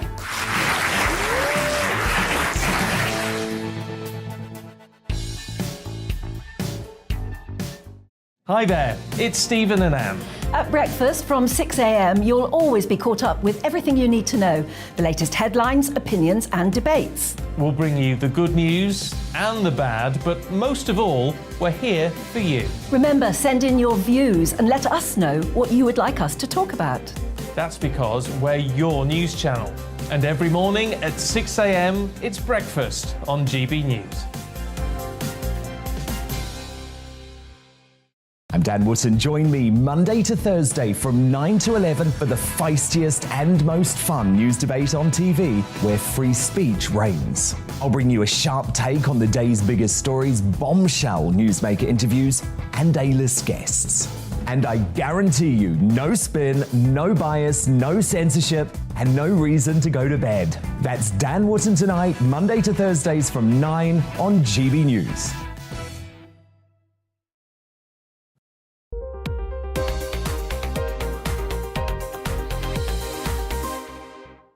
Welcome back. You're on the money. Now, Chancellor Nadhim Zahawi, Business Secretary Kwasi Kwarteng, and a last edition Boris Johnson, yes, he's back in number 10, gathered in Downing Street to meet leading power supply companies, Centrica, Scottish, EDF, we're told, with officials from the national grid too, all in a bid to try to find some solutions to the energy crisis that we're finding ourselves in. Still no news what that solution may be, I'm afraid, but our expert panel is still assessing possible way forward and find out where we can go from this. Jasmine Birtles, our regular economist, Victoria Hewson from the Institute of Economic Affairs, and Howard Cox of Fairfield UK as well. Jasmine, let me just turn to you first, because you've got a graph on your computer there that is telling a story. Yes. Is it good or bad? Well, it's bad. Surprise, surprise. Oh, well, there's the thing. It's UK Energy in Brief 2021, and it shows that our import dependency went right down between sort of 90s and 2000, and to the point where we were actually exporting energy. And then from 2000 on, it's just gone right up. It's sort of come down a little bit recently, but we now, having been actually exporting it, we are now importing. The whole 40%. issue about long-term strategic planning and short-termism. Exactly. But I seem to remember part of that equation was that we were fighting shy of nuclear because of the Green lobby and because of actually what it might have cost to have, I think, imported them from EDF in France. They were making nuclear power stations at that time. So was it for the best reasons, or were we just not really looking to the future? Well, I think we definitely shied away from investing in nuclear.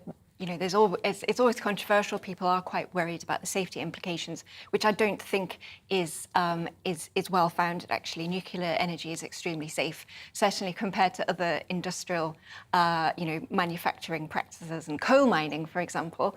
It has a far better safety record than that, but it is very costly to invest in, and Nick Clegg, and very long term in terms of actually getting the infrastructure. Well, exactly. and there's a video going around social media at the moment, people recalling when Nick Clegg 10 years ago was very proud of himself for having blocked investment and development in nuclear in Britain, because he said it was a waste of time because it wouldn't be ready until 2021, 2022, which now I think we can all sort of come back to bite him.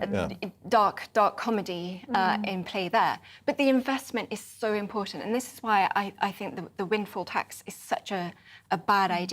You showed earlier on in the news headlines a clip from the Labour spokesman who was criticising the investment relief that is available to the oil and gas companies, whereby they can pay a little bit less tax, or quite a lot less tax. If they're investing it back in the industry. If they're investing back into production. And Labour are criticising this, but that's exactly wrong. We should be incentivising production. That's the core of this whole problem. Howard, let's bring you back in. Howard Cox joining us from Fairfield, UK. You mentioned something quite interesting there, that you'd spoken both to Rishi Sunak and Liz Truss. What was your assessment, reaction to what they said about this?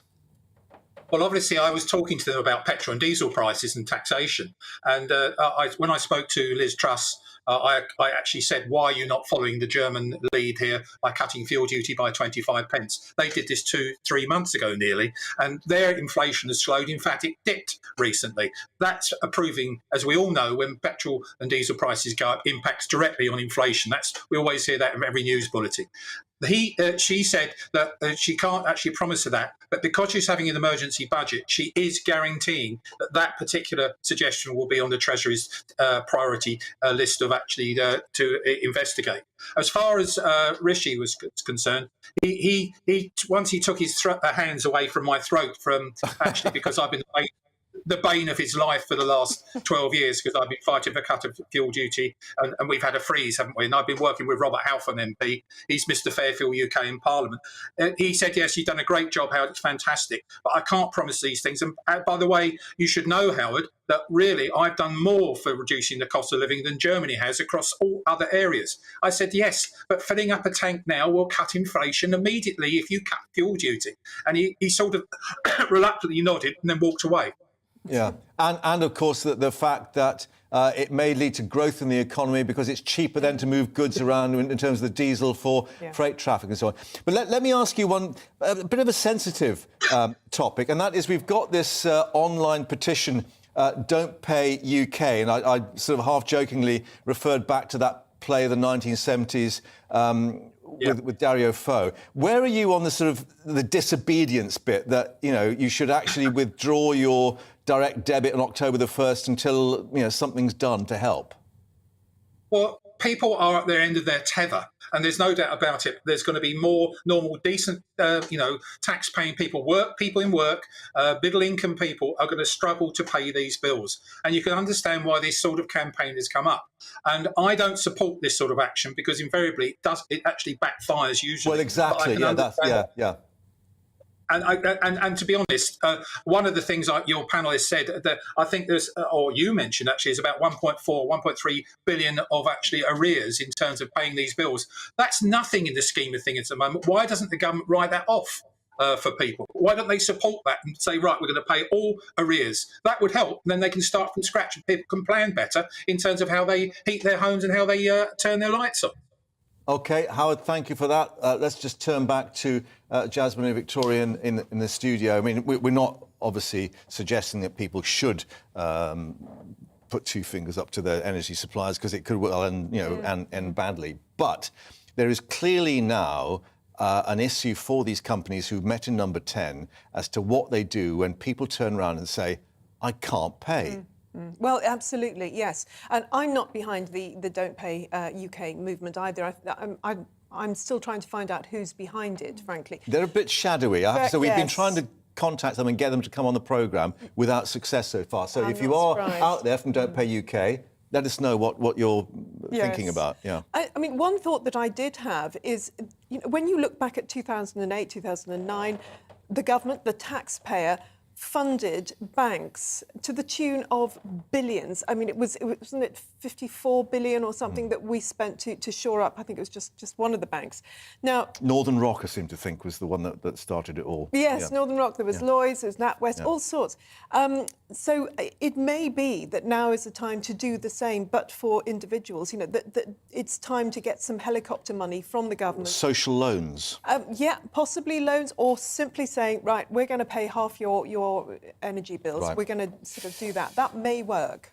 Jasmine and Victoria, and indeed Howard, thank you both, all three of you, for joining us and providing some sort of possible solutions. Thanks to all our guests today. This is On the Money with me, Mark Longhurst, in for Liam today. Coming up, more in our Money Talks interview with British businessman Jeff Dewing. He'll be telling us how, against all odds, he managed to turn £7.60 into 250 million. Stay tuned for that. First, the GB News headlines with Rhiannon.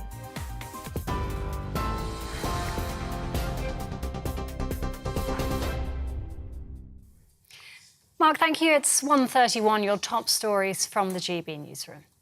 Energy companies have agreed to do more to help struggling families ahead of a price hike into winter. The Chancellor and Business Secretary told bosses the government will continue to evaluate the extraordinary profits in certain parts of the sector and consider the appropriate steps to take. The talks at Downing Street follow another dire warning, with a consultancy firm forecasting the cap on energy bills could hit £5,000 next year.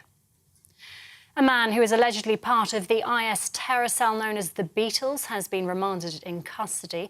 Ain Davis was arrested at Luton Airport after being deported from Turkey, where he was serving a prison sentence. The 38-year-old from West London appeared at Westminster Magistrates Court this morning, charged with terrorism offences. He'll appear at the Old Bailey next month.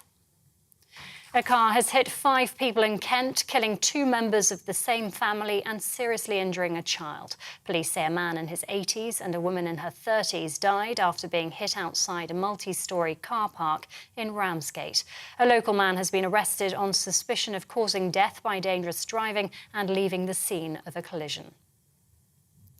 A man who was killed in shootings on the Isle of Skye and in Wester Ross has been named by police as John McKinnon. 3 other people were injured by a gunman who targeted a number of properties in the area. A 39-year-old man has been arrested in connection with the incidents, which police believe are linked. And water industry insiders say they expect an official drought will be declared tomorrow. An amber heat warning is currently in place, and the risk of wildfires is exceptional across parts of England and Wales for the next few days. The Met Office raised its fire severity index to its highest level following the prolonged dry conditions, with temperatures set to hit 36 degrees on Saturday. TV online and DAB+ radio, this is GB News.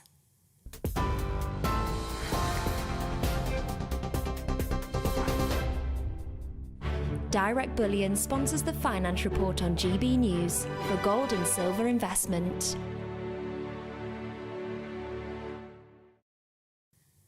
Here's a quick snapshot of today's markets. The pound will buy you $1.221 and €1.182. The price of gold currently stands at £1,468.81 per ounce. Direct Bullion sponsors the Finance Report on GB News for real-time investment.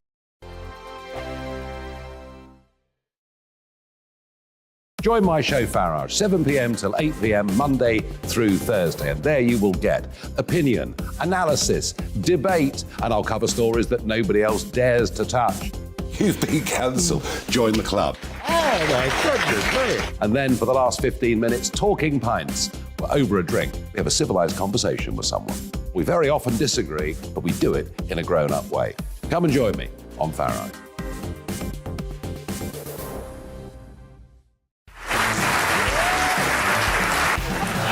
My name is Andrew Doyle. Join me every Sunday evening at 7 p.m. for Free Speech Nation. This is a show where we address current affairs and news stories of the week with the help of two wonderful comedian panellists. I brought in comics because I want to give it a lighter edge, and also they work for less. See you there.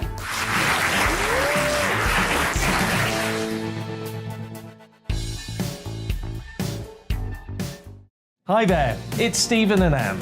At breakfast from 6 a.m, you'll always be caught up with everything you need to know, the latest headlines, opinions and debates. We'll bring you the good news and the bad, but most of all, we're here for you. Remember, send in your views and let us know what you would like us to talk about.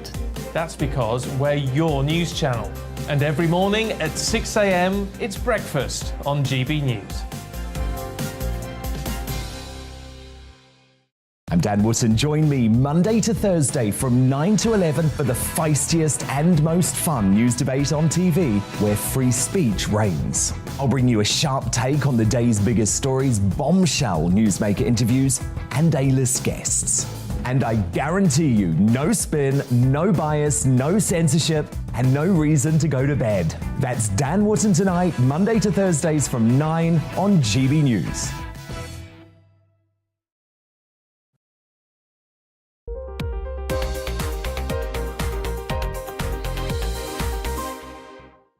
Welcome back to On the Money with me, Mark Longhurst, in for Liam. Let's just update you on this crisis meeting that's been going on in Downing Street.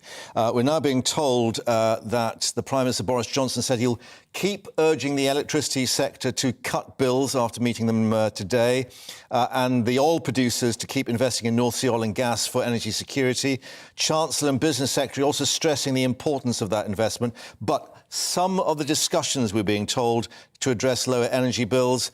Nadeem Sahawi telling the meeting the government was considering measures aimed at the extraordinary profits. So still no news about any windfall tax or what they will do as those bills are about to come through your letterbox. OK, keep you updated on that. But given all this continuing depressing economic news, you may be wishing that you were on your way, not on your money, anywhere but here, it seems. But if you expect to pick up a cheap and cheerful flight to get away, yes, you're going to have to think again, because this morning, Michael O'Leary, boss of budget airline Ryanair, declared the era of bargain basement flights was over. Fuel costs soaring, of course. Now, known for their pricing averaging around £30 a flight, Ryanair says it's all about to change because of high fuel prices.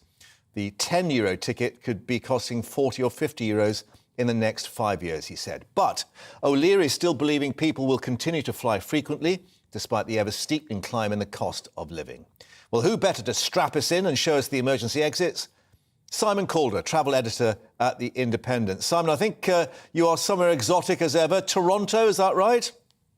That's right. Beautiful Toronto, Canada. And I partly came here, can you believe, Mark, on a £10, actually, it was £13 Ryanair ticket. Of course, they don't fly across the Atlantic, but let me tell you exactly what I did. I bought a cheap £13 ticket from London Luton to Dublin. I then paid Aer Lingus to fly me over here, avoiding £84 in air passenger duty. Now, it's so interesting to hear. Michael O'Leary talk about the end of these £10 flights, because if you want a £10 flight, there's loads of them. For instance, next Wednesday, flying from Dublin to Stansted. That's going to cost you exactly £10. Looking at October, going from Manchester to Dublin, the standard fare is £13. Okay, that's not quite £10, but it's a pretty good price. And Edinburgh to Cork in October, that's going to cost you exactly £10. Now, of course, Ryanair is doing this because it knows that almost everybody won't be as mean as me. Here's my cabin baggage. Okay, so that's all I need for my trip to Canada via Ireland, and therefore I'm not going to be paying for extra baggage. I'm not going to select a seat. I know that one's on board, and I know that I will have a safe, happy journey on the safest airline in the world. And the reason these are being sold so cheap is that most people will trade up, as it were.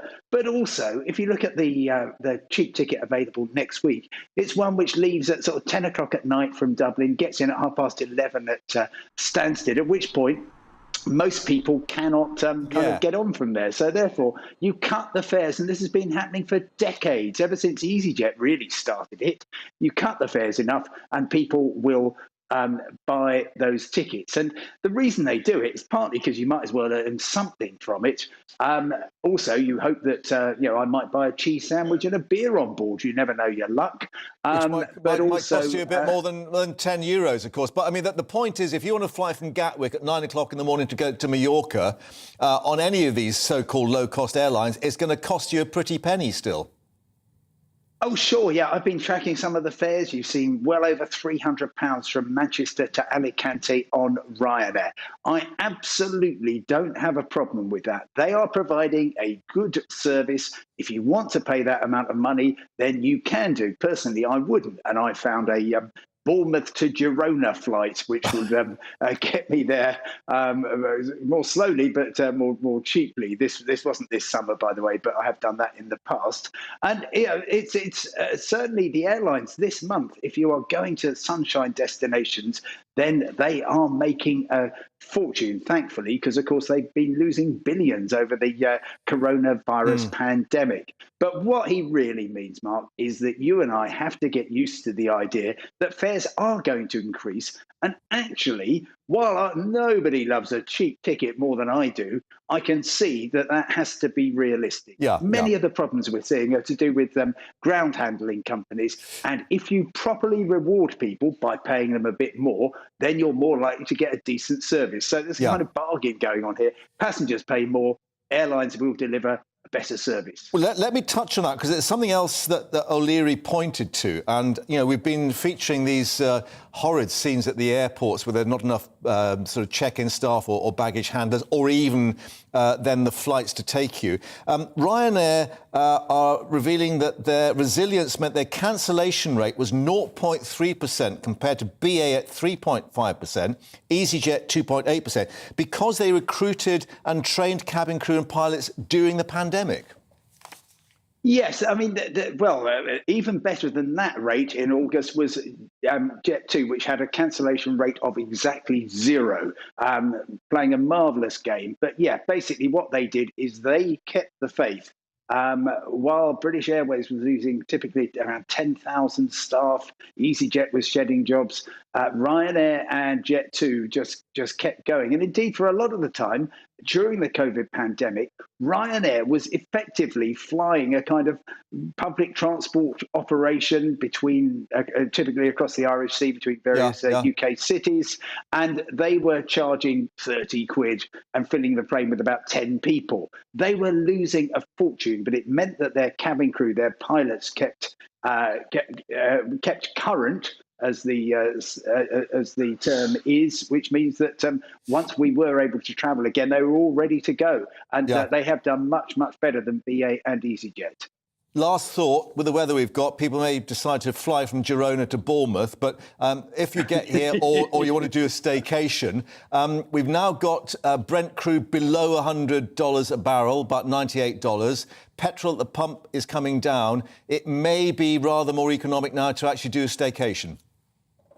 It might be, but of course, if you want to travel by train, unfortunately, the operator, GWR, which serves Devon and Cornwall, isn't going to be running trains on Saturday to those destinations because we've got another strike by train drivers belonging to the ASLEF union, and that's affecting 9 train operators, including LNER on the East Coast Main Line, Cross Country and GWR. So if you are planning to travel by train, which obviously is the green and relaxing way to go, please check in advance if you're hoping to go this weekend. And another strike a week today will shut down most of the UK national rail network. That's by members of the RMT union. Good luck, everybody.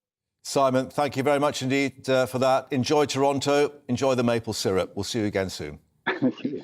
Thank you. Now, the Met Office issuing another amber extreme heat warning for some parts of the UK from today until Sunday. Southern and central England expected to see temperatures peaking between 35 and 37 Celsius. Not quite as high as that 41-degree record, but with the driest summer on record too since 1976. North End in Oxfordshire becoming the first village in Britain to run dry. Not the greatest timing, one might reflect, for extreme heat. Well, Thames Water is having to supply bottled water for residents in the village and use tankers after the water supply was disrupted by pumping problems at the nearby Stokenchurch Reservoir.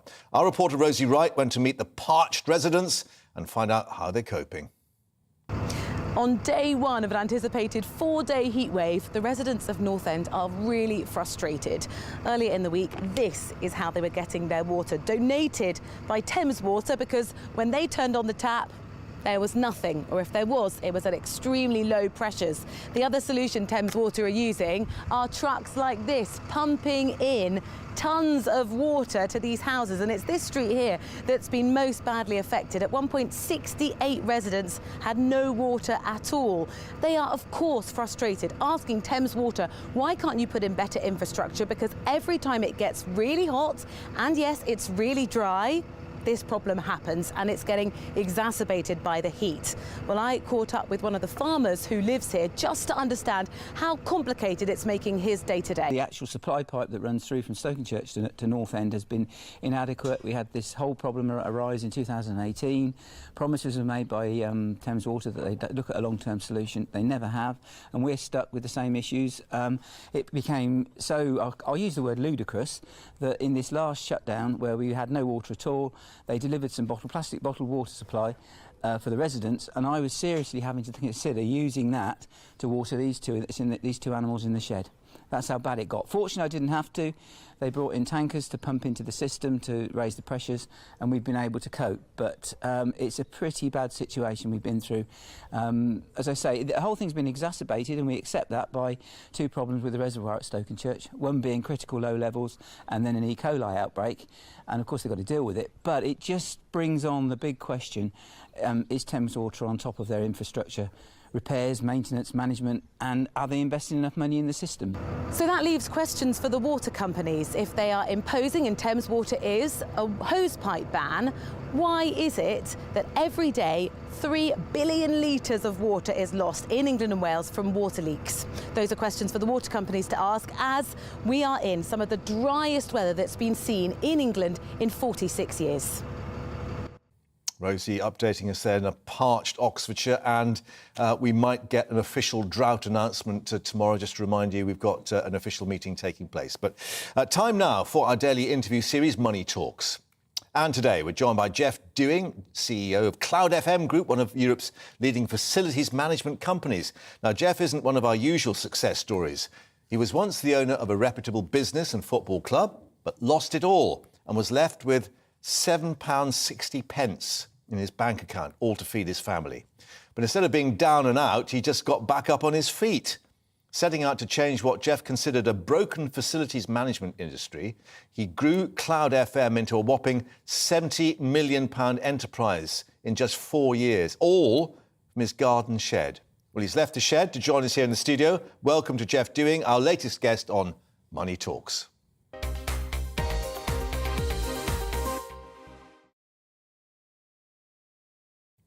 Jeff, thank you very much for coming in. Great to have you in. I have to ask you, have you still got the shed? I have still got the shed, yes. It's good man. Pride of place, as always, because that's where it began.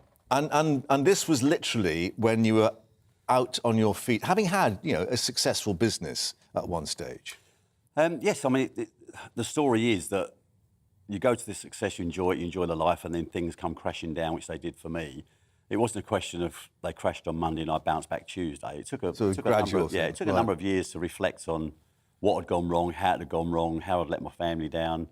And this included a football club as well? Well, this was, yeah, because at the time when I was running the business, which was very successful, I couldn't grow the business beyond a certain level, which was frustrating me. So I lost interest, and I tried to get people in to grow the business, but I just couldn't find the people I needed. Business angels, as they call them. them. Well, just people that I believe devils, some may say. People that I believe were as good or better than me to take the business to a new level, and I just couldn't solve the problem. So I got bored, and I had the opportunity to buy a football club, which reignited me in passion. So that's why I did it, and that's where the football club came into play. But down to £7.60 in the bank account. That's pretty serious, isn't it? It was serious, and it's one of the things that, from a working class background, keeps your feet on the ground. And when it hit rock bottom, yes, my wife said to me, "Can you go out and get a loaf of bread and some baked beans for the kids' tea?" And I said, "Yep, no problem." Shot out, went to the ATM, and there was £7.60. Of course, it had only dispensed £10, so I had to go back and say I couldn't even get the bread. And that was obviously the lowest point of my life, not just because of the £7.60, but because of how it made me feel not being able to support the family. Yeah. So you're back in the shed. What then happened to turn that into, well, originally I think you were looking at a turnover within a matter of years of some, millions, literally, and you're back on your feet. Well, so what happened was after going through that process and that lesson, I then sort of realised I had a lot of lessons to learn. I was far from a typical entrepreneur that thought they understood and knew it all. Mm-hmm. So I went back into the world of employment and decided I needed to meet some different methodology. I had to see businesses. I went through the small owner managed, large owner managed, and then went into the corporate world. And I wanted to see how people overcame these challenges. So I had to go on a lesson process. So it took me 6 years. Oh, right. So it wasn't It wasn't overnight. And then once I'd learnt those lessons, I then said, right, let's bring that shed alive. OK. And Cloud FM, not a radio station, people trying to find it on the radio, it's facilities management. Correct, yeah. And you saw a gap there. Well, I've worked in facilities management all my life. That was where my first business was born, and where I went into work afterwards. And facilities management is a huge industry. 1 in 7 adults work in facilities. Wow. Facilities management. It's a £200 billion industry in the UK. So it's very underestimated. But what I found the industry that employs hundreds of thousands of people, I found it's an industry full of fantastic people behaving badly. And they was only behaving badly because of the environment they're in. So I decided that I needed to fix that environment. And then you got walloped a second time. Pandemic comes along. Yep. You lose 95% of your operating profits. Yep. But you get back on your feet again. And now your projected profits are, 250 million operating profits for the next 4 years. And I think that's because, again, when the pandemic hit, let's be honest, everybody was scared. Everybody was frightened. No one knew what was going to happen. We was all going through trauma and fear and God knows what.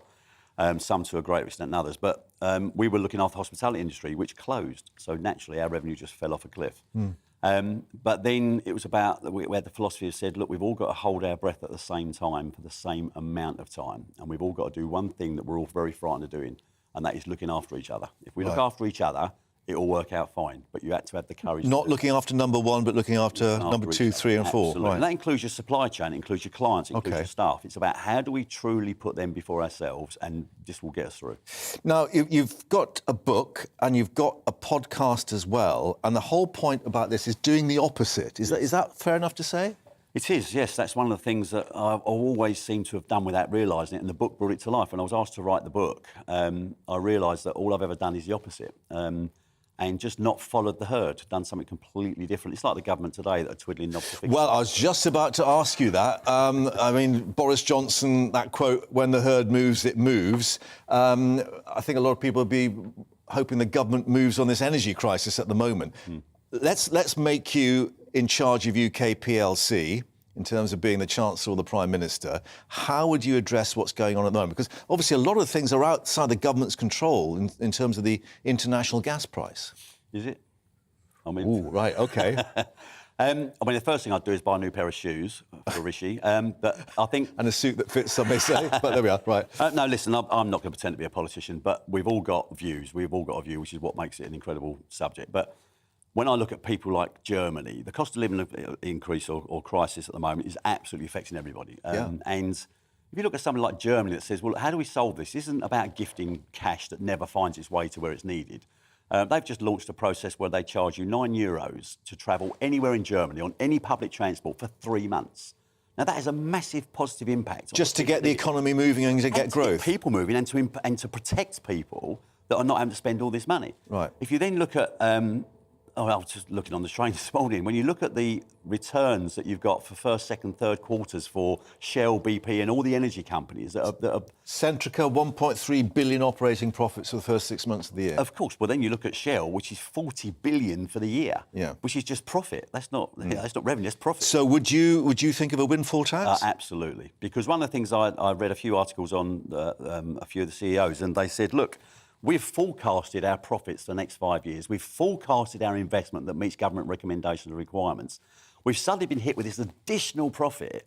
We're happy to share that back because it's not going to affect our investment. It's not going to affect our investment. And BP were in a position, they had so much money, they had a share buyback, which means they don't know what else to do with it. Well, exactly. That's the whole point. So why not support, we're back to support each other, right? And there's an opportunity that you won't fix the problem, but you'll certainly smash a hole in the I mean, going from the typical energy bill to £4,200. I mean, that's just out of control. So I know you won't agree with Gordon Brown on nationalising the industry, but he did suggest, which has been picked up, was a social tariff to help in terms of maybe a two-tier energy price, and those that literally can't afford it have got a subsidised bill coming through. Well, that's my working class background. So the principle is we should absolutely do that. Looking after but there are ways that you can solve the problem. One is windfall tax. The other is doing something with public transport. We've got to stop the strikes first, of course, so we've got to make sure we play ball with that. But the reality is, how do we do things actually hit people's pockets straight away? Right, OK. Wise advice and sage advice. Thank you very much for joining us. We'll let you get back to your shed and we'd like to come and film that, I think, at some time. No problem. Great to know you still got it. Thanks for your time. Well, that's all the time for today. But tomorrow at 1 p.m, we'll be focusing once again on the cost of living crisis and trying to help you to beat the ever-tightening squeeze. This is GB News. I'm Mark Longhurst, and you've been on the money. Hello, Alex Deacon here with your latest weather updates. The Met Office amber extreme heat warning came into place today and lasts until Sunday, covering large parts of England and Wales. Temperatures for a number of days are going to get into the low to mid-30s across parts of the south. Further north, we have this weather front still bringing some cloud and rain across parts of the Northern Isles and the Western Isles. But elsewhere, under high pressure, it's sunny skies. And temperatures, as I say, getting into the low 30s across parts of the south, maybe up as high as 34 in one or two places this afternoon. That cloud and rain will continue to trickle its way towards the mainland of Scotland, so a little bit getting into the Highlands later on the cool side here, but elsewhere it is all about the heat. Temperatures a little higher than yesterday, into the high 20s across southern Scotland and Northern Ireland, and the low 30s further south. As I said, 34 is possible. Coasts will be a little cooler, particularly where we have a bit of a sea breeze picking up, and it's just again a little bit of low cloud and mist returning to parts of eastern England overnight. The cloud continuing across northern Scotland tonight with a little bit of showery rain here and there. In some rural spots, it could be quite cool across parts of Scotland, Northern Ireland, but for most it's going to be another pretty warm night, pretty difficult night for sleeping, particularly in towns and cities. Any early morning mist should clear away quite quickly from eastern England. Again, tomorrow, quite a lot of cloud across northern Scotland, some patchy rain over Caithness and Sutherland. Otherwise, it is sunny skies and high temperatures. Temperatures a little higher again tomorrow, more widely 33, 34 in the south. Parts of the east coast will be a little cooler tomorrow with a bit more of a breeze and with a bit more perhaps in the way of mist and low cloud on these coasts. So it will be, as I said, a little cooler here. Again, cooler in northern Scotland where that weather front persists, but more of the same into the weekend. We're starting to see a change as high pressure ebbs away, tap into slightly hotter air across the south for Saturday. But this low pressure, just chance of bringing some showers as we go into next week.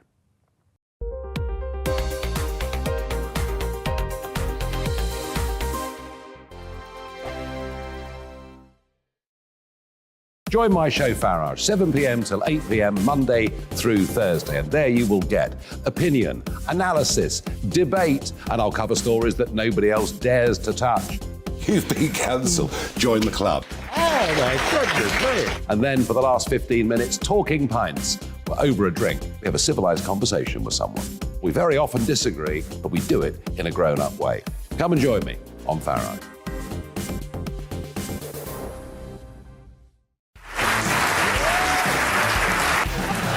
My name is Andrew Doyle. Join me every Sunday evening at 7 p.m. for Free Speech Nation.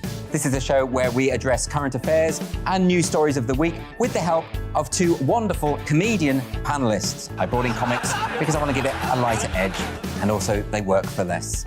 See you there.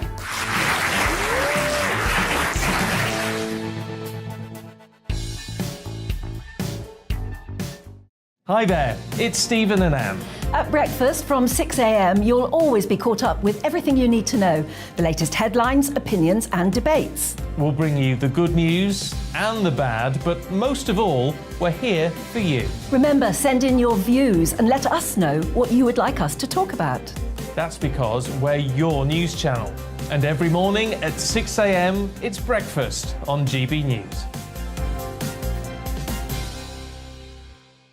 I'm Dan Wootton. Join me Monday to Thursday from 9 to 11 for the feistiest and most fun news debate on TV, where free speech reigns. I'll bring you a sharp take on the day's biggest stories, bombshell newsmaker interviews, and A-list guests.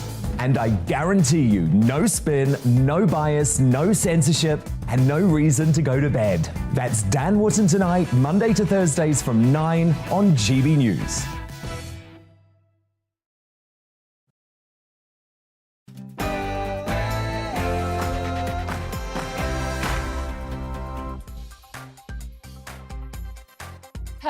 You are watching We Need to Talk About.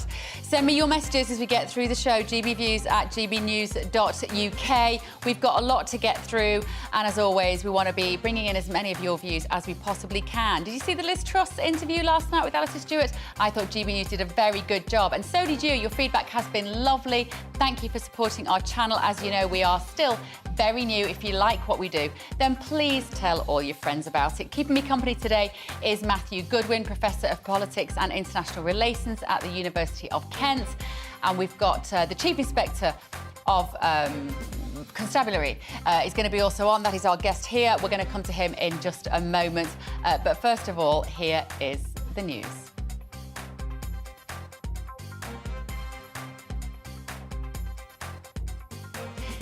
Right, we are going to start by telling you what is coming up on the show today. A highly critical report says that officers don't have the capacity to investigate what's wrong with them. We're going to be chatting about that in just a moment. There's also a new warning today about energy bills, which could hit £5,000 next year. It makes my blood boil as much as that kettle that you are watching. And as all children aged 1 to 9 in London are offered an urgent polio booster vaccine, I'm asking, how significant is the threat? What are the risks? What should we be doing about that? Is that something that parents should be looking into? That's what we're talking about in the next hour. So do stay with me and let me know what you think as well. But first of all, here are the GB News headlines with Rhiannon.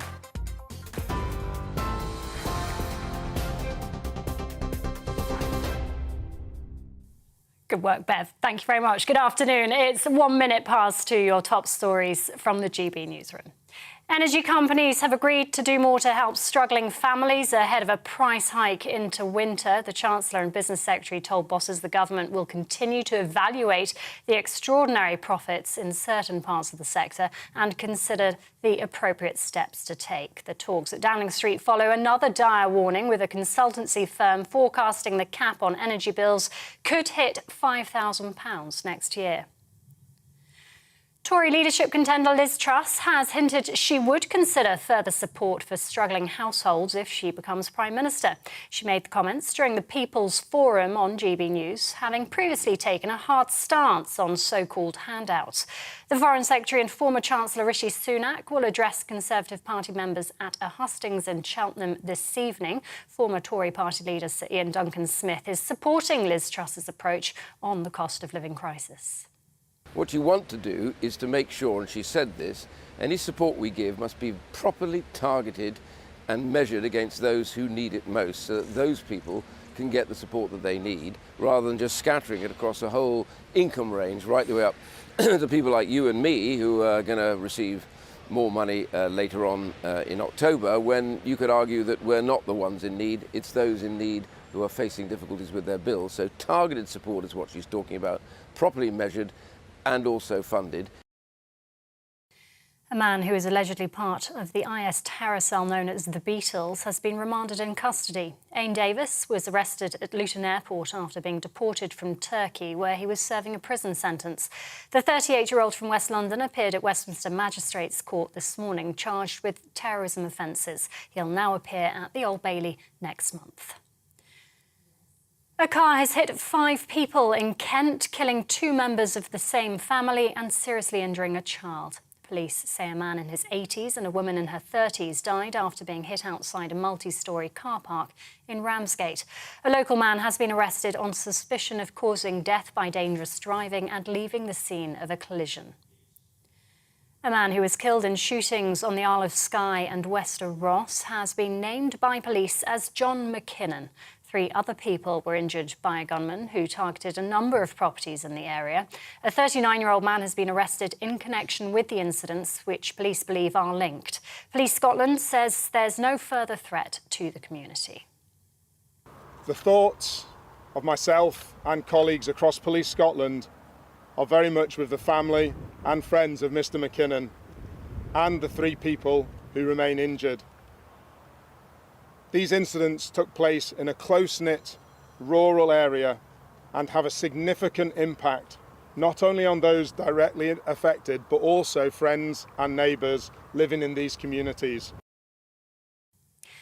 The UK has announced more weapons are being sent to Ukraine. Multiple launch rocket systems, as well as precision-guided missiles capable of hitting targets 50 miles away, are among the latest tranche of military support. Speaking at an event in Copenhagen, the Defence Secretary Ben Wallace said the international community needs to stand together to help Ukraine defend itself against Russia. We have to stick together, and we have to show we won't get tired. And this conference is about concrete measures. Measures that will see Ukraine through not just tomorrow, next week, and whatever offences, but next year and the years beyond that. So I hope that all of us will be putting our hands in our pockets, seeing what we can deliver for Ukraine, and helping send a signal around the world that brutality doesn't win and the international community doesn't get tired. It stands up to its enduring values, no matter what. And water industry insiders say they expect an official drought to be declared tomorrow. An amber heat warning is currently in place and the risk of wildfires is exceptional across parts of England and Wales for the next few days. The Met Office has raised its fire severity index to its highest level following the prolonged dry conditions, with temperatures set to hit 36 degrees on Saturday. This is GB News. We'll bring you more as it happens now, though. Let's return to Bev Turner.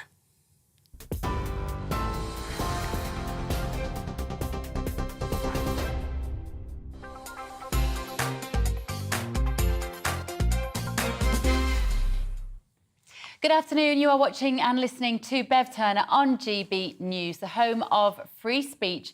No opinions are cancelled. We like to hear from you as well, gbviews@gbnews.uk, as we go throughout the next hour. Now, victims of burglary, robbery and theft aren't getting the justice that they deserve. That's according to a highly critical report by Her Majesty's Inspectorate of Constabulary.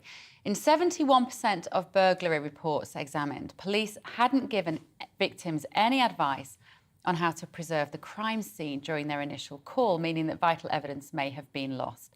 The report also says that forces often lack capacity to investigate. In some instances, the capability of the officers were called into question because of a lack of practical skills. That seems fairly basic, doesn't it? Her Majesty's Chief Inspector of Constabulary, Andy Cook, said that it amounts to police failing victims. So joining me now in the studio is former Met Police Officer Chris Hobbs, and also with me for the rest of the hour is Matthew Goodwin, who is a Professor of Politics at the University of Kent. Chris, if I can come to you first as a former police officer, this is a damning indictment on the service that we're getting in the country at the moment. What's gone wrong? Well, the report is quite true. I mean, burglary when I was a young PC was a very high priority. And if you were a victim, you could expect as many as 4 visits from the police from the time you reported it. Unfortunately, what's happened since then is cuts. You've had the police force that has been absolutely decimated and demands heaps upon the officers on the front line, the ones that you would expect to turn up and initially report your burglary. And then normally it will go to the CID and they might send scenes of crimes officer around. That really has struggled because of cutbacks. And as Andy's predecessor, Sir Tom Windsor, pointed out, these days only 20% of police time is devoted to crime. So what are they doing? Much They're of not it fixing crime. Much of it is doing stuff that should be done by other agencies. And I think Andy Cook acknowledges this. A few days ago he mentioned this. Mental health, for example. The amount of times officers are called out and spend hours and hours with mental health, people having a mental health crisis. A friend of mine's a mental health nurse. On Saturday, she came to de-stress in my local pub, and she said that she'd been dealing with a police officer, and she has nothing but praise for police, who they were dealing, him and his colleagues, with a violent mental health patient. It took them hours and hours before they were able to find this individual a bed. There was no mental health crisis team to go out there, and this is typical of what the officers have to face on a daily basis. So these are social issues then, but we've always had mental health patients. We've always had a small domestic fracas, which doesn't necessarily need police intervention. So why are the police now mopping up so much more of this? Is it that there are more social problems, or is it just that there are fewer other agencies to deal with them? I think it's a combination of both. I think generally, if you talk to a mental health professional, they will say that mental health or ill health has increased dramatically over the last few years. The pandemic has made it worse, but the police were in crisis before that. Even simple welfare calls. You know, you haven't seen grandma who lives in the other part of the country for 6 months. You're worried, you think she might have collapsed. Who goes round there? It's normally the police who will force entry, make grandma a cup of tea, tuck her up in bed, get her shopping. All that sort of stuff doesn't come to public attention, but it's very time consuming. So you've got all these issues, and there's nothing the police would like more than to catch a burglar. When I was a PC, catching a burglar, that was it. It was like winning the cup. You were absolutely jubilant. So, sorry, go on. No, sorry, Chris, to interrupt you. I've got so many questions. We might end up doing some policing special on GB News because we got the Met in special measures as well at the moment. It's such a huge topic. It's so difficult to unpack it. But we had the Sun newspaper making a bit of a fuss this week about the fact that 7 out of 10 police officers hadn't made an arrest in the last couple of years. And it sounds like a shocking headline, but actually that's fairly normal, isn't it? Because there aren't that many police officers who are tasked with the ability to arrest somebody. I think the problem is there are so many, as demands on police have increased, you form squads. If you've got a trafficking squad, for example, or if you've got a squad devoted to county lines, violent crime task force. So you've constantly got officers being taken away. If you're in a murder squad, for example, then of course you may be on a team of 20 investigating a murder, but only one person will make the arrest. But in my last few years, I spent a lot of time out in Jamaica working with our customs and their police. I didn't make any arrests out in Jamaica because I couldn't, but I like to think I was responsible for millions of pounds worth of drugs, or partly responsible, not getting to the UK, and for the arrest of other people. So it's not as simple as lazy police officers can't be bothered to make arrests, which is the way it's being portrayed, as now with sort of lazy police officers can't be bothered to investigate burglaries, and it's really not like that. Of course, there are some things which do reflect really badly, Chris, on the police. There was that clip online this week of about 6 police officers in Hampshire arresting a guy because he posted something on Twitter which hurt someone's feelings, effectively traumatised them. How come you can find, or the police service can find that many officers to go and deal with something as trivial as that? It does seem trivial. I'm sort of aware of it, and I'm aware it involves some sort of swastika and gay pride. I'm guessing that a senior officer said we need to do something about that. I don't know what the intelligence held on that individual was, because that's a factor in all sorts of things. For example, we're talking about also intimate searches, where the Children's Commissioner obviously doesn't know what a strip search is, but that's by the by. But all these things, we don't really know the background that goes into all of them. All we see is the headline. But having said that, that was one incident. Also in June, we had 3 instances of Metropolitan Police officers running into burning premises to get people out. Where's that in the media? It's not there. No one's really interested in the positives. There does seem to be a hunt, not by your good selves because you're giving me a chance, but there seems to be a hunt for the negative. The positives don't get out there, and part of that is to the police, what we call comms, the ones that get this information out there. The Metropolitan Police comms is generally recognised as being absolutely dire, in that the many things, wonderful things that go on a daily basis, never get any publicity. As soon as something goes wrong, rightly, that's highlighted, but there seems to be no balance.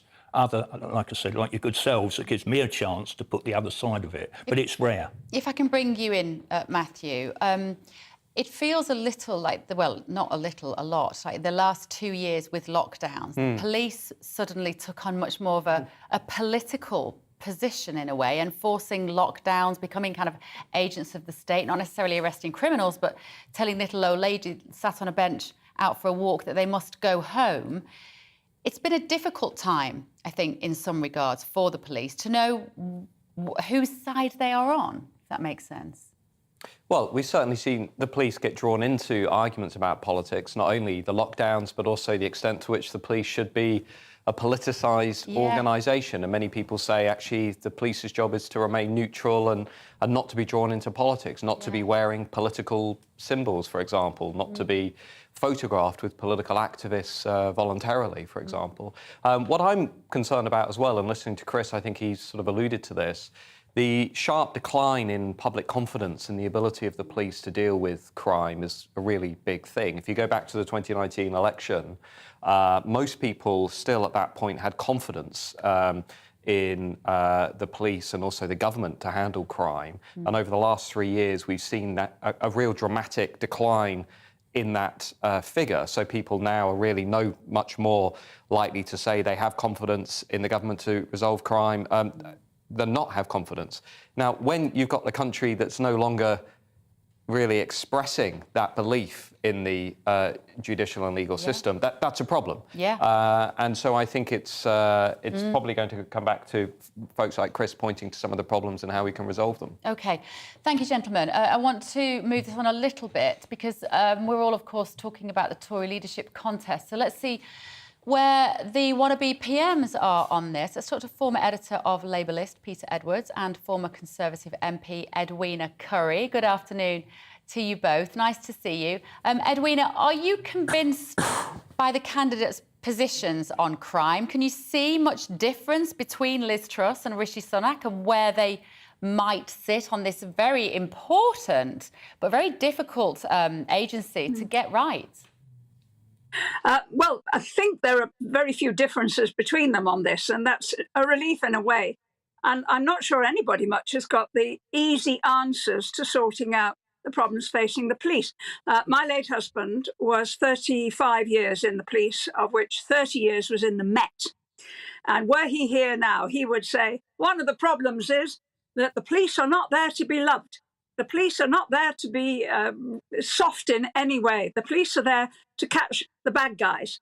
And if they start to allow their focus to drift into anything else, such as checking up what somebody has written on Twitter, for example, then they're not going to have the time and they're not going to have the available resources to deal with the everyday stuff. I live in Derbyshire here. The rate for solving burglaries is abysmal. You get a police number, an offence number, and then you have to talk to the insurance company. That's absolutely not good enough. You had a little clip earlier of a senior police officer talking about some tragic murders that have been going on, and his first thoughts were with the victims. That's very commendable. But actually, his first thoughts should be, and he should be absolutely clear about this, that they're after the perpetrator, getting the evidence, getting them into justice as quickly as possible, and reassuring the public that the police are doing their job. Interesting. I love that take on it, Edwina. Peter, would you just respond to that? The police have become soft and they're spending too much time worrying about the victims and not enough time focusing on catching the criminals. Well, that's been said for my whole lifetime, probably a lot longer. I think the police do show a lot more emotional intelligence these days, but the police, like the rest of us, make mistakes. So I think I'd be wary of saying they've gone soft. I think that's far too broad brush.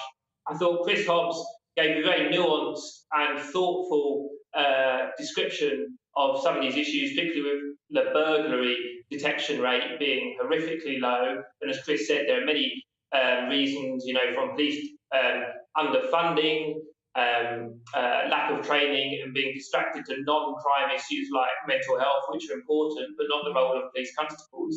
But just to pick up on what Chris said, let me say explicitly the one point which I feel hasn't been addressed is austerity. Now, you can have a wider debate about the economy and decisions taken initially by David Cameron and George Osborne more than 10 years ago now, but police stations have closed and officers in some areas have been cut. Officers are starved of resources at a time the population has risen. And I think what we've seen is splashed at times today, the interview with the Chief Inspector of Constabulary, that austerity does have consequences, but sometimes the politicians who've opted for that path are no longer around when the fruits of it are felt.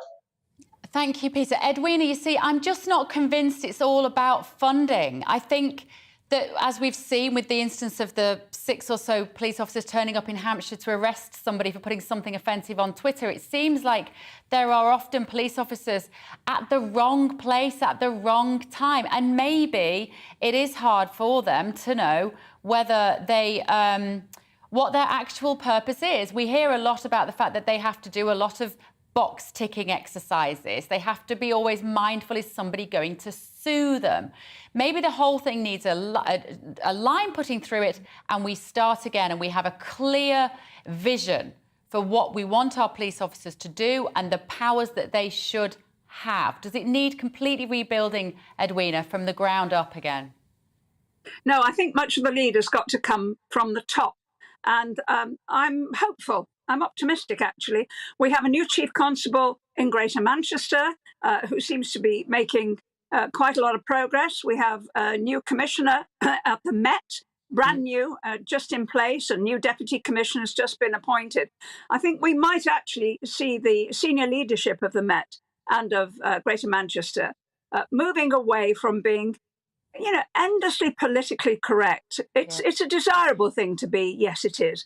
But if it means that the police officers are going to the easy jobs and not doing the difficult jobs, then we are all the losers.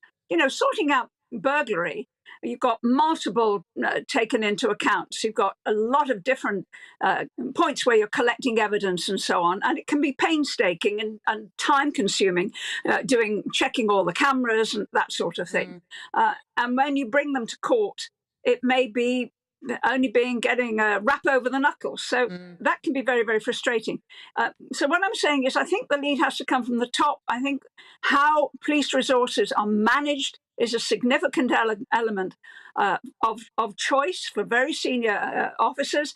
And I think if the police themselves feel that they're doing a good job, then some of the problems with recruitment will get much easier. I totally support them trying to recruit from lots of different communities and also getting information from different communities. And that's something that the police, I think, could concentrate far more on as well. OK. Peter Edwards, Edwina Curry, thank you very much. I'm sorry we don't have an awful lot of time. Chris Hobbs, let me come back to you for the last words. I could see you shaking your head there at some of what Edwina was saying. I think it's important to point out at the moment that police officers who are out there at the front line are being injured, sometimes quite badly injured, in record numbers. Assaults on police, instances where they're getting their cars rammed. These are not rare occurrences anymore. These are frequent occurrences. And when you see officers on blue lights racing to a call, that's often to a stabbing or a shooting. And if they're there, what are they facing? And then, if it's a young lad, often it is, often a young black lad, bleeding out, those officers will do their damnedest, and often they do, to save that person's life. But no one seems interested in that. There are failings caused by cutbacks, by poor decisions, but at the sharp end, some of these officers really, or most of them, at the sharp end are doing a remarkable job. And in terms of murders, we still solve most murders. Justice for victims is still generally obtained, but even that's starting to suffer a little bit. We need And you're quite right. We need a review. We need a royal commission into policing. What do we want from our police? OK, thank you, Chris. Really interesting. Thank you so much for joining us, Chris Hobbs, former police officer. Right, I know you'll let me know what you think. gbviews@gbnews.uk. I will get to some of those when we come back from the break. But as the UK is entering an official heatwave, we're going to be live with Age UK as they try to help the elderly and vulnerable keep cool. But time for a quick break and a check on that very important and rather wonderful weather. Hello, Alex Deacon here with your latest weather updates. The Met Office amber extreme heat warning came into place today and lasts until Sunday, covering large parts of England and Wales. Temperatures for a number of days are going to get into the low to mid-30s across parts of the south. Further north, we have this weather front still bringing some cloud and rain across parts of the Northern Isles and the Western Isles. But elsewhere, under high pressure, it's sunny skies and temperatures, as I say, getting into the low 30s across parts of the south, maybe up as high as 34 in one or two places this afternoon. That cloud and rain will continue to trickle its way towards the mainland of Scotland, so a little bit getting into the Highlands later on the cool side here, but elsewhere it is all about the heat. Temperatures a little higher than yesterday, into the high 20s across southern Scotland and Northern Ireland, and the low 30s further south. As I said, 34 is possible. Coasts will be a little cooler, particularly where we have a bit of a sea breeze picking up, and it's just again a little bit of low cloud and mist returning to parts of eastern England overnight. The cloud continuing across northern Scotland tonight with a little bit of showery rain here and there. In some rural spots, it could be quite cool across parts of Scotland, Northern Ireland, but for most it's going to be another pretty warm night, pretty difficult night for sleeping, particularly in towns and cities. Any early morning mist should clear away quite quickly from eastern England. Again, tomorrow, quite a lot of cloud across northern Scotland, some patchy rain over Caithness and Sutherland. Otherwise, it is sunny skies and high temperatures. Temperatures a little higher again tomorrow, more widely 33, 34 in the south. Parts of the east coast will be a little cooler tomorrow with a bit more of a breeze and with a bit more perhaps in the way of mist and low cloud on these coasts. So it will be, as I said, a little cooler here. Again, cooler in northern Scotland where that weather front persists, but more of the same into the weekend. We're starting to see a change as high pressure ebbs away, tap into slightly hotter air across the south for Saturday. But this low pressure, just chance of bringing some showers as we go into next week.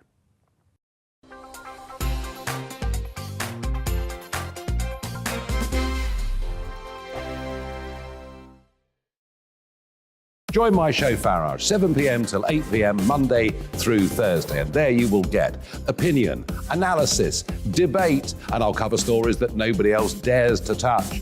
You've been cancelled. Join the club. Oh my goodness me. And then for the last 15 minutes, talking pints. We're over a drink. We have a civilised conversation with someone. We very often disagree, but we do it in a grown-up way. Come and join me on Farage.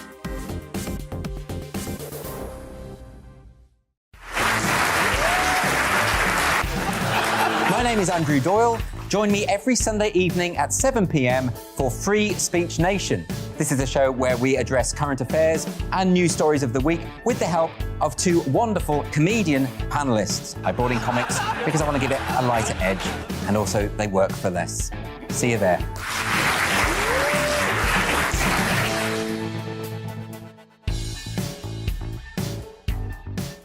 Hi there, it's Stephen and Anne. At breakfast from 6 a.m, you'll always be caught up with everything you need to know, the latest headlines, opinions and debates. We'll bring you the good news and the bad, but most of all, we're here for you. Remember, send in your views and let us know what you would like us to talk about. That's because we're your news channel. And every morning at 6 a.m, it's breakfast on GB News. I'm Dan Wootton. Join me Monday to Thursday from 9 to 11 for the feistiest and most fun news debate on TV, where free speech reigns. I'll bring you a sharp take on the day's biggest stories, bombshell newsmaker interviews, and A-list guests. And I guarantee you, no spin, no bias, no censorship, and no reason to go to bed. That's Dan Wootton Tonight, Monday to Thursdays from 9 on GB News.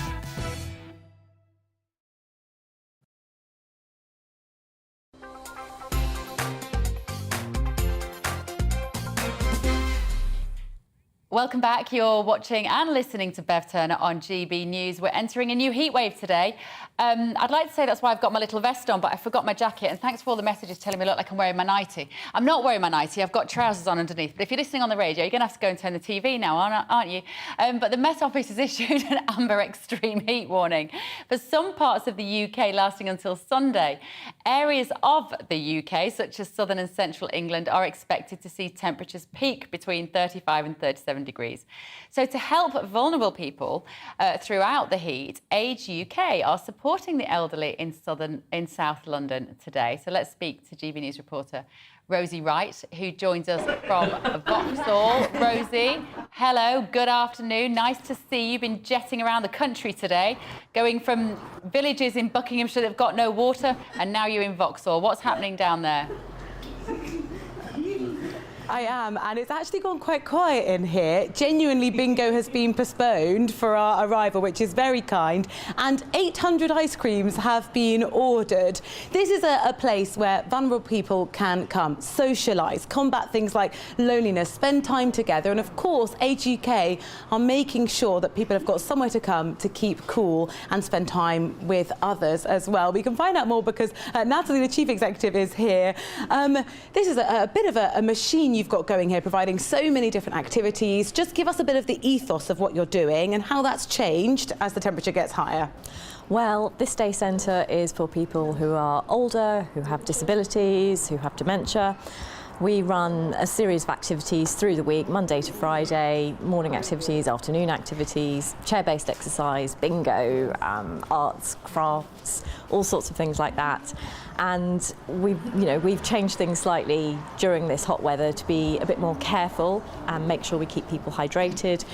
We're constantly reminding people that, it's really important to keep your fluid intake up. Yeah, and look, these weren't put here just for me to be here. They're all over the place. We were talking earlier, it's the more vulnerable people, older people, who are the ones who've had a bit of a warning when the weather gets hotter. Yeah. It's the basics, though, isn't it? And we can remind people that we know about that. Yes, I mean, if you have an older person who lives in your block or on your street, you can, knock on the door, ask them if they're okay. Would they like, you to do their shopping for them? So it would save them going out during this extreme heat. So if you could pick up their groceries for them. But it's even more basic than that, isn't it? It's just reminding people who, if they're at home by themselves, just things like drink water. Yes, so just constant reminders, have a glass of water. If you don't like water, have some squash. You could pick up a bottle of squash for someone, really easily, and that would help them increase their fluid intake. Really simple, but really essential. Thank you so much, Natalie. Let's just speak very briefly to Veronica, who's been coming here for 27 years, so it's a real privilege to be here. For you, this centre has been such a big part of your life. It's really important as a social place, as well as somewhere where you can get kind of health advice. Brilliant. It really is. I mean, I've been coming here, as you've said, for 27 years, and I love it. The staff are really, really nice. They're like family here. So yeah, I just love it. And socially, I come here because I can socialise with people. I live on my own, so this is just good for me, although I have a physical disability. And that's one of the main reasons that I'm here, really. But socialising is important to me. Of course. And just a final bit of advice from if you can. We know about check on your elderly relatives, check on older people. How do we do that without coming across as a bit kind of patronising? Because it is actually really important. Well, what I do, I mean, I've got a couple of elderly neighbours, like myself, and I tend to just phone them up because obviously being in the chair, they've got stairs and all that. So I just tend to phone them up, and if they haven't got any fluids like water or anything, I'll get my son to go out and get some and just pop them in for them. Veronica, thank you so much, and thank you to everyone here. They will be, I think, a little bit relieved that we've now disappeared, because it means the rest of the afternoon activities can really get along. We've got chair exercises and, as I said at the beginning, bingo as well. But this is a really important resource for vulnerable people in this area to make sure they're not by themselves, they've got advice, and most importantly, they've got other people around them too. Thank you, Rosie. How lovely. And really good ideas, actually, there. Like you say, a lot of the elderly, we might be leaping around in the sunshine and enjoying the heat, but for the elderly and the vulnerable, it can be quite exhausting. can't it? So just pop round, see if anybody needs a hand.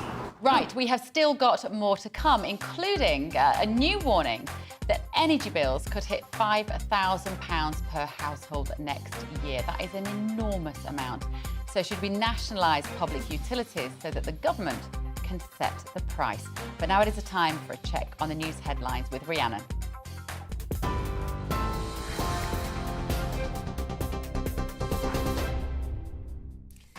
Thank you, Bev. It's 2:33, your top stories from the GB newsroom.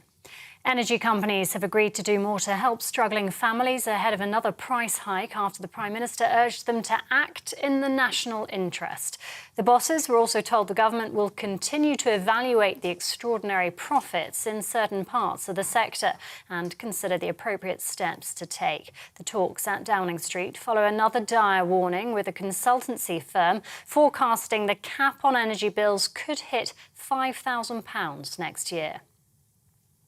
A man who is allegedly part of the IS terror cell known as the Beatles has been remanded in custody. Ain Davis was arrested at Luton Airport after being deported from Turkey, where he was serving a prison sentence. The 38-year-old from West London appeared at Westminster Magistrates Court this morning, charged with terrorism offences. He'll appear at the Old Bailey next month. A car has hit 5 people in Kent, killing 2 members of the same family and seriously injuring a child. Police say a man in his 80s and a woman in her 30s died after being hit outside a multi-storey car park in Ramsgate. A local man has been arrested on suspicion of causing death by dangerous driving and leaving the scene of a collision. A man who was killed in shootings on the Isle of Skye and in Wester Ross has been named by police as John McKinnon. 3 other people were injured by a gunman who targeted a number of properties in the area. A 39-year-old man has been arrested in connection with the incidents, which police believe are linked. And water industry insiders say they expect an official drought will be declared tomorrow. An amber heat warning is currently in place, and the risk of wildfires is exceptional across parts of England and Wales for the next few days. The Met Office raised its fire severity index to its highest level following the prolonged dry conditions, with temperatures set to hit 36 degrees on Saturday. TV online and DAB Plus Radio, this is GB News. It's back to Bev in just a moment. Don't go anywhere.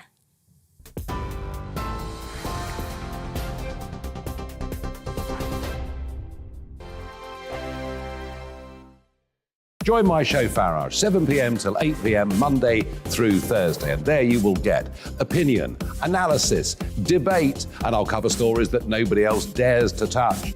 You've been cancelled. Join the club. Oh my goodness me. And then for the last 15 minutes, talking pints. We're over a drink. We have a civilised conversation with someone. We very often disagree, but we do it in a grown-up way. Come and join me on Farage.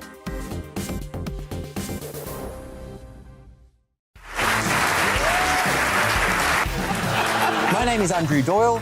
Join me every Sunday evening at 7 p.m. for Free Speech Nation.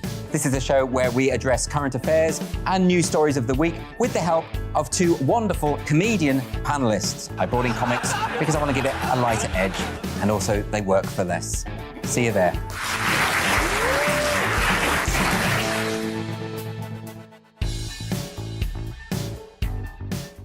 Hi there, it's Stephen and Anne.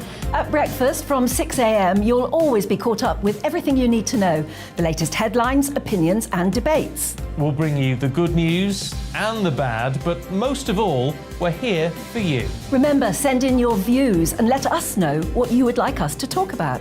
That's because we're your news channel. And every morning at 6 a.m, it's breakfast on GB News. I'm Dan Wootton. Join me Monday to Thursday from 9 to 11 for the feistiest and most fun news debate on TV, where free speech reigns. I'll bring you a sharp take on the day's biggest stories, bombshell newsmaker interviews, and A-list guests. And I guarantee you, no spin, no bias, no censorship, and no reason to go to bed. That's Dan Wootton Tonight, Monday to Thursdays from 9 on GB News.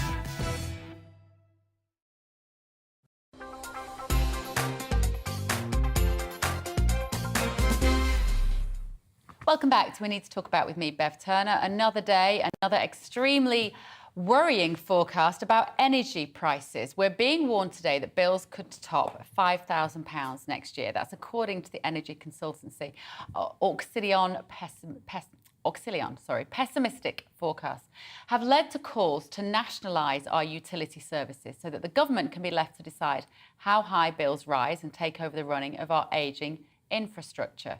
Well, earlier I spoke to John Bosco Nwogo, a campaigner at We Own It, which backs nationalisation, and I began by asking him what the campaign is for. So we have been a voice for energy users over the course of this crisis, demanding that we should put the pockets of people like one of the commenters you mentioned earlier who talked about their bank accounts being at net zero soon, putting their needs before the profits of companies like Shell and BP. So when you say you work for people and not for profit, is it possible, is there a country that is providing these much needed utilities to their people without private companies being involved in making a profit and making it work? Because we were all sold the idea that if we sell off all these previously nationalised industries, we would all get a better service and we would all get a better deal, and we are not feeling like that right now. Absolutely. I should start by saying that obviously if we had anything resembling a sensible approach to policymaking in Britain, it would have been, I think the evidence is already in. After 30 years of privatization of lots of our infrastructure, it's clear that it's not working. Services are poorer and poorer. Companies are extracting more and more profit, and it's the user that's paying more and getting less for their money. Now, I think that it's evidence abounds really across Europe as to countries that operate on a public ownership model that are able to provide a higher quality of service to their people at lower cost. There's analysis that has been done that found that countries that operate on a public ownership model actually save their users between 20 and 30% on their bills compared to countries that operate on a privatization model. And you mentioned EDF there earlier. EDF is now 100% owned by the French government. It was previously almost 100% owned by them, but they recently decided to take it into public ownership entirely. And of course, we know that their president is not a raging lefty, right? But they made the decision to do that. And the reason that they did so was that they were able to cushion French energy users, French families, from the impact of the energy cost spiral, right? So while our energy bills have been going up in Britain by 54%, for example, as of October last year, energy bills in France went up by just 4%. That's what having a publicly owned supplier is able to do for you. You have profits reinvested into the system to cushion the cost to the users, as opposed to what's happening right now, profits in the tens of billions being kind of sucked out of our energy system. Just one more example, in Norway, they actually have a windfall tax of 54%. The money that they raise from the windfall tax in Norway goes to paying for 80% above a certain cap of the energy bills, of the increase in energy bills of families in Norway. 80% above a certain cap. That's what we could be doing in the UK. We're not doing it. And the reason that we're not doing that is because I think our leaders are obsessed with an ideology of privatization. When did that start, though, John Bosco? When did that obsession with privatising these companies start in the UK? I would say it started with Margaret Thatcher's government. Obviously, I think that a lot of the way that it was presented to people seemed attractive, in the sense that it suggested that the services would work better because private companies would have an economic interest in making them work better. But obviously, we know that they have an economic interest in the situation. That is quite right. But their interest is to make, and their interest is to make money. And obviously, the service has not improved. And I think that after 30 years of this experiment, we should finally kind of break out of it and decide, well, let's finally put people back in charge. Let's give people services that they deserve. We don't want people's bank accounts going back to net zero. You know, that interview earlier today, one of our viewers who'd said about the fact that, as John Bosco said there, about the fact that it was their bank accounts that were going to go to net zero, never mind the environment. Matthew is still with me. You said you could talk about energy all day, so go on. What's your thoughts?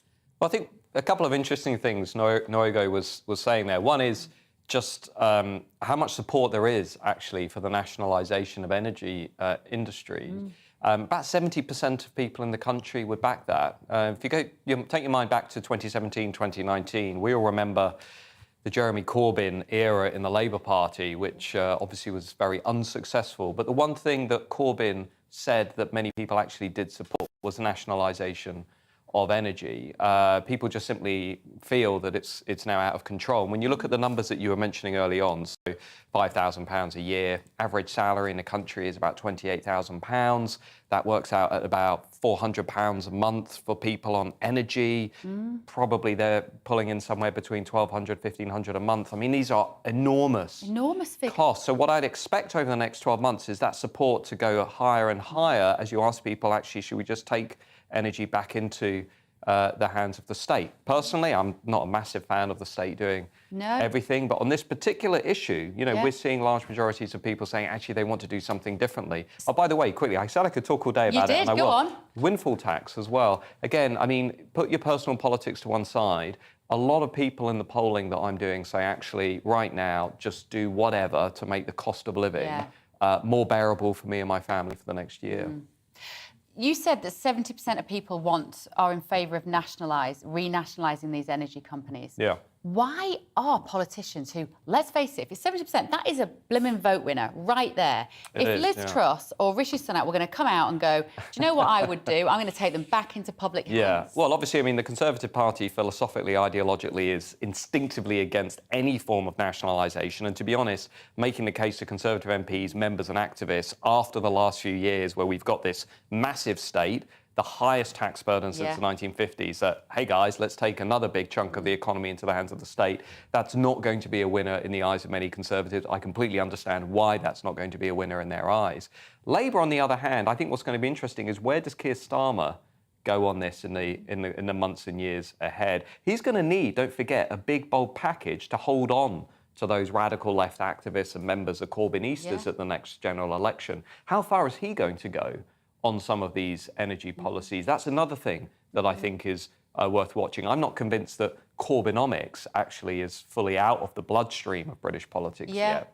Well, thank you, Matthew. You're right, you can talk about that forever. I could keep going. Oh, I'd love that. Well, do you know what? We're going to go and listen to Mark Wright, but we're going to have to listen to what he tells us as well. But a man alleged to be one of the so-called Islamic State Beatles has appeared at Westminster Magistrates Court today. 38-year-old Ain Davis is charged with terrorism offences, and he was deported here by the Turkish authorities. He was arrested at Luton Airport, and Mark White, our Home and Security editor, has the story for us. Good afternoon, Mark. What do you know?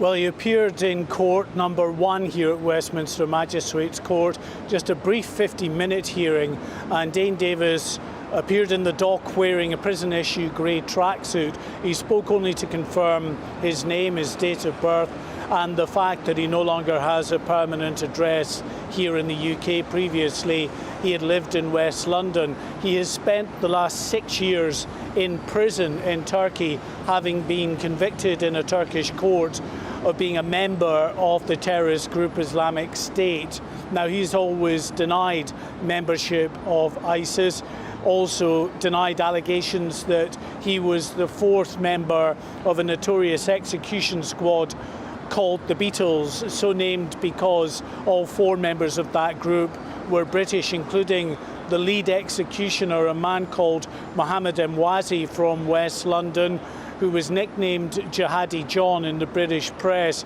He was seen, of course, in a number of these hideous propaganda videos that some people might remember, where he publicly executed and murdered a number of Western hostages, including British hostages, Alan Haynes David Haynes and Alan Henning.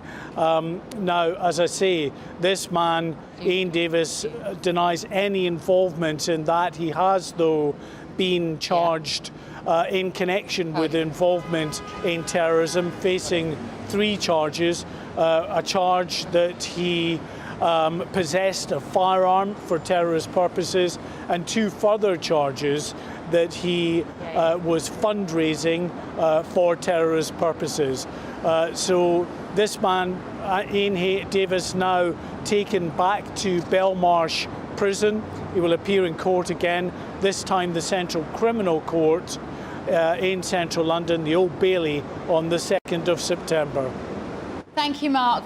Mark White there down at Westminster. Now, we were talking to you, talking of justice, about the police earlier and about this critical police report. And lots of you have been getting in touch. Derek says that when my daughter was in the police, the so-called leadership of her force would brief the rank and then file the offences to focus on targeting those that they wanted to bring down the statistics in a particular area. Alan has said, I've found that older police officers seem to be concerned about my needs, but the younger ones are on a power trip and just don't show a duty of care. Not all of them. That's your own personal experience, Alan. I'm sorry to hear that. And the police have been more like social workers rather than crime-busting force for decades. And Christoph says, our police have too many roles. We need the army to be involved in organised crime and terrorism. Well, the one thing we did hear is that they do have too many roles. You're not joking, but a lot of them are social, aren't they? Dealing with issues which, frankly, other agencies, and particularly in the mental health arena, should be dealing with. Right, OK, moving on. Almost 1 million children aged 1 to 9 across London are being offered a polio vaccine to try to prevent the spread of the virus. Health officials warned that there has been some transmission of the virus in the capital after detecting polio virus in sewage. Polio, which was officially eradicated in the UK in 2003, can cause paralysis in rare cases and can be life-threatening. So let's talk to Kripen Drona, Chief Executive of the British Polio Fellowship. Good afternoon. Thank you very much for joining us, Kripen. Were you surprised, as the Chief Executive of the British Polio Fellowship, to hear this about the virus re-emerging, given that we'd largely eradicated it by 2003? I was surprised to hear that polio is making a re-emergence in the UK. We were so close to global eradication a few years ago. There's been a smattering of cases in the last few years. And to hear that it's coming back in the UK was a surprise. It is worrying for the British Polio Fellowship, but I would say there's no need to panic. Most people will not feel the effects of polio as long as they've had the vaccine. And that's the important thing here. As we've seen with COVID, a good vaccination program makes sure that transmission of a condition is less, but if somebody does get hit, the impact of the condition is less as well. We've had this polio vaccine. We had around for many years, and all of our children routinely would have it. My children had the polio vaccine. So why has it re-emerged? What is the government saying about why we are now seeing it? There seems to be some evidence of somebody coming in from abroad who's got a version of the live virus, norovirus, from the country abroad, and has come in to the UK. For some reason, we seem to be getting lower rates of polio vaccine in London, and I think that's contributed to the fact that some community transmission. Again, it's not a massive thing to worry about. There seems to be no reported cases at the moment, and there's been 116 instances found in London villages. In the great scheme of things, that is a relatively small amount, but as long as people are protected by the vaccine, they should be protected from polio. And I urge anybody who's not sure of their vaccine status, whether they're a child or an adult, is to contact their GP to make sure that they are covered. OK. And traditionally, it was the polio vaccine was the drops. We just saw an image there of a child receiving some. I remember my children getting it and spitting it out and thinking it was horrible. You know, it's a bitter tasting thing, but it's a second and it's over. Am I right in thinking that the vaccine has developed into an injectable one now? That's right. So it forms in the UK part of the the childhood vaccination program, and you get it as part of a 6-in-1 dose at 8 weeks. Then you get a second dose at 12 weeks, then 16 weeks, then 3 years and 14 years, and that's all combined with other condition vaccines as well. And years ago, they used to give it in a sugar lump, if you remember. Yes. Oh, yes, of course. They used to give you a sugar lump. I'd forgotten that. I bet they don't do that anymore. No, so largely the advice is don't panic. As parents, they shouldn't be panicking. If you go to your GP now, can you still get the drops, or do you have to now get the injectable version? Do you know?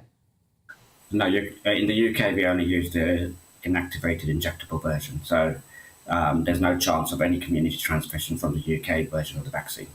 Right, OK. All right, then. Thank you very much. That was Kripan Droner, the Chief Executive of the British Polio Fellowship there. Derek has got in touch. He said, well, my daughter was... Oh, sorry, we've had that. That's the messages that you were sending in already. I'm going to come to you, Matthew.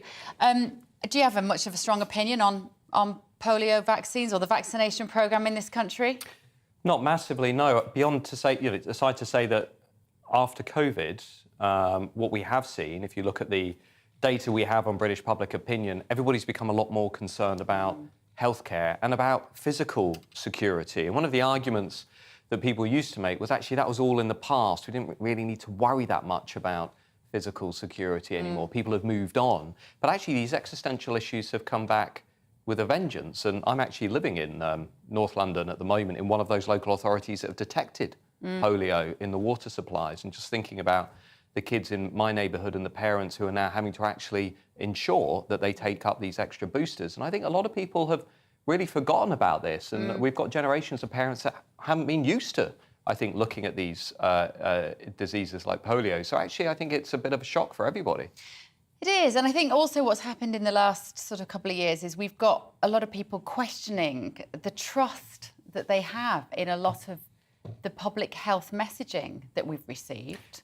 I think there are people who are very sceptical about vaccines and experts, and I think we've seen some of those debates take place over the last 2 years. Typically, those numbers are not as big as sometimes we think. About 15-20% of people typically will voice some pretty direct scepticism about vaccines and the use of them, much higher in America. But that debate has certainly come to the fore, and a more general suspicion of experts has certainly been much more prominent, not only with regards to vaccines, but with regards to politics, media, institutions, and that's certainly been one of the characteristics of our modern world. And actually, I don't mind a bit of healthy cynicism and scepticism. In life, I'm sure you would agree, regardless of what it is, what the topic is, it's good to be questioning things, isn't it? Yeah, it looks like, I think he agrees with me. Right, OK, I'm done for today. Thank God for that. Right, I will be back at 10 o'clock tomorrow morning for To The Point. But for now, have a lovely evening, won't you? And I will see you tomorrow. Hello, I'm Alex Deakin with your latest weather update. The Met Office amber extreme heat warning is in place until the end of Sunday, where we've got the warning. Temperatures could reach the mid-30s in places over the next few days, and it's the number of days with high temperatures at night that could cause health issues. But it's going to be fairly warm right across the UK again tomorrow. The main exception being northern Scotland, where we do have this weather front bringing cloud and rain through this evening, just trickling into the mainland, so across parts of the Highlands. But elsewhere further south, it's a dry, fine, balmy summer's evening, leading into a largely clear night. Might just turn a little misty once more across parts of eastern England. Temperatures, well, in some rural spots across the north could dip down to single figures, but for most it is a pretty warm night. It's going to be fairly difficult for sleeping once more, particularly staying warm well into the evening. And it's going to be another hot one tomorrow as well. Again, there will be thicker cloud across northern Scotland with some patchy rain, but I suspect the Highlands and the Western Isles will be drier and brighter than today, and a touch warmer too. There will be some mist and low cloud just clinging to parts of the coast across the northeast, and it will be cooler by the sea here, but elsewhere it's going to be hotter than today. 34, 35 likely across parts of the south. We might even hit 36 Celsius. During Friday evening, again, it's a balmy summer's evening, staying quite murky across the coasts of the northeast. A bit more of that low cloud around as we head into Saturday. Still, the thicker cloud in the far north with that weather front bringing a bit of patchy rain to Shetland. But again, for the majority, Saturday is another blue sky day with lots of hot sunshine and temperatures more widely into the low 30s and possibly up into the mid 30s once more across parts of the south, where again we're likely to top out at 35 or maybe 36 Celsius. Again, the coast in the northeast will be a little bit cooler. As for the outlook, well, we are looking at potentially a bit of a change. Hot and sunny on Sunday, but this low will bring some showers next week.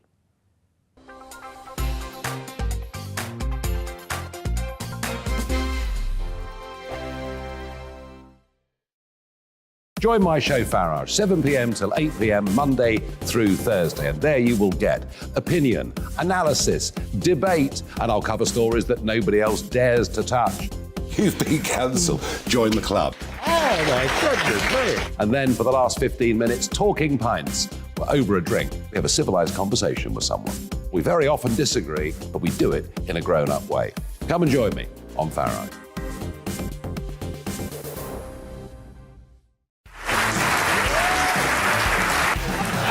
My name is Andrew Doyle. Join me every Sunday evening at 7 p.m. for Free Speech Nation. This is a show where we address current affairs and news stories of the week with the help of two wonderful comedian panellists. I brought in comics because I want to give it a lighter edge, and also they work for less. See you there.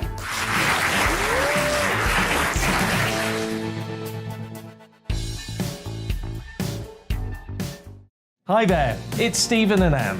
At breakfast from 6 a.m, you'll always be caught up with everything you need to know, the latest headlines, opinions and debates. We'll bring you the good news and the bad, but most of all, we're here for you. Remember, send in your views and let us know what you would like us to talk about. That's because we're your news channel. And every morning at 6 a.m, it's breakfast on GB News.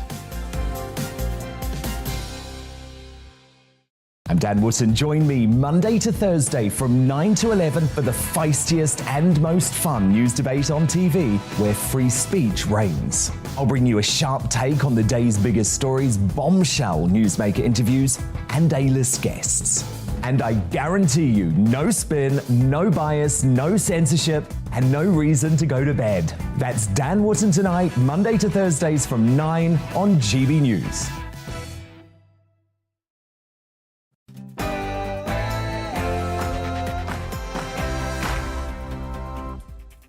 Hello and welcome to The Briefing with me, Tom Harwood. Lots coming up this hour, including analysis of the People's Forum, hosted last night by Alistair Stewart, in which leadership hopeful Liz Truss was questioned by voters live here on GB News. We'll also be discussing the cost of living crisis, as well as Russia's ongoing invasion of Ukraine. All that to come, but first, it's time for your latest headlines with Rihanna.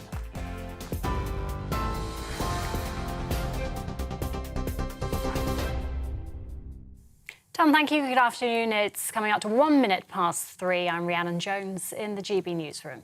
Energy companies have agreed to do more to help struggling families ahead of another price hike after the Prime Minister urged them to act in the national interest. The bosses were also told the government will continue to evaluate the extraordinary profits in certain parts of the sector and consider the appropriate steps to take. The talks at Downing Street follow another dire warning, with a consultancy firm forecasting the cap on energy bills could hit £5,000 next year. Tory leadership contender Liz Truss has hinted she would consider further support for struggling households if she becomes Prime Minister. She made the comments during the People's Forum on GB News, having previously taken a hard stance on so-called handouts. The Foreign Secretary and former Chancellor Rishi Sunak will address Conservative Party members at a hustings in Cheltenham this evening. Former Tory party leader Sir Duncan Smith is supporting Liz Truss's approach on the cost of living crisis. What you want to do is to make sure, and she said this, any support we give must be properly targeted and measured against those who need it most, so that those people can get the support that they need, rather than just scattering it across a whole income range right the way up to people like you and me, who are going to receive more money later on in October, when you could argue that we're not the ones in need, it's those in need who are facing difficulties with their bills. So targeted support is what she's talking about, properly measured and also funded. A man who is allegedly part of the IS terror cell known as the Beatles has been remanded in custody. Ain Davis was arrested at Luton Airport after being deported from Turkey, where he was serving a prison sentence.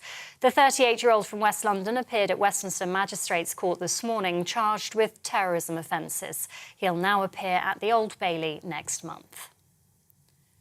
A car has hit 5 people in Kent, killing 2 members of the same family and seriously injuring a child. Police say a man in his 80s and a woman in her 30s died after being hit outside a multi-storey car park in Ramsgate. A local man has been arrested on suspicion of causing death by dangerous driving and leaving the scene of a collision.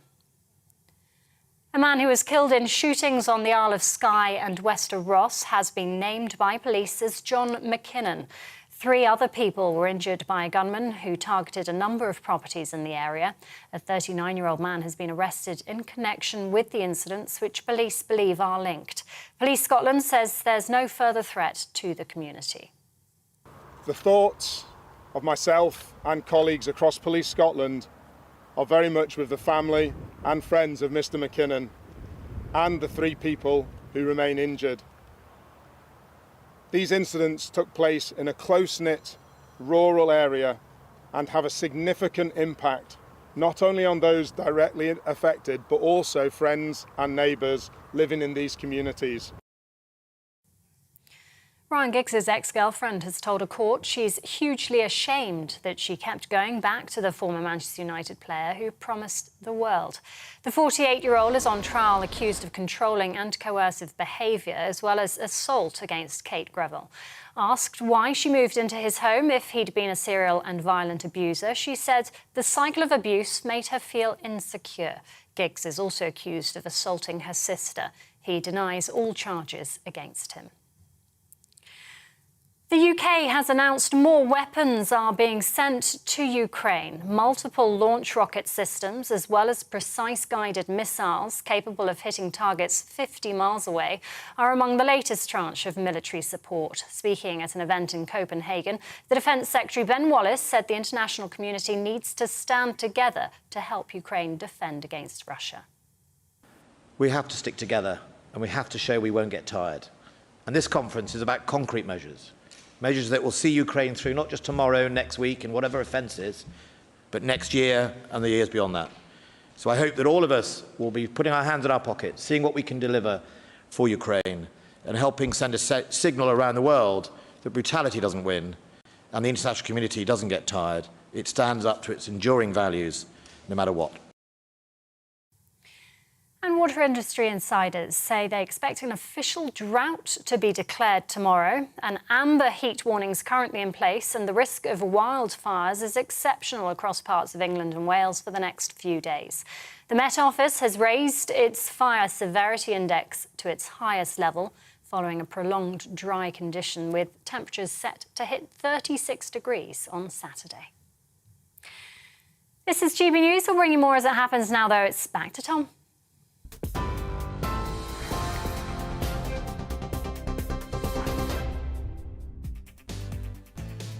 Well, thanks for that. Coming up this hour on The Briefing, we'll be discussing the People's Forum, which took place last night here on GB News, in which Liz Truss was questioned by our very own Alistair Stewart, as well as members, importantly, of the British public. Among the amount of dogs being abandoned in the UK has skyrocketed due to increasing costs. I'll be joined by the owner of a rescue centre who's described the current situation as utterly soul-destroying. We'll also be discussing Russia's ongoing invasion of Ukraine and where the conflict is going now and, importantly, how that might affect all of us. And, as ever here on The Briefing, I want to hear from you.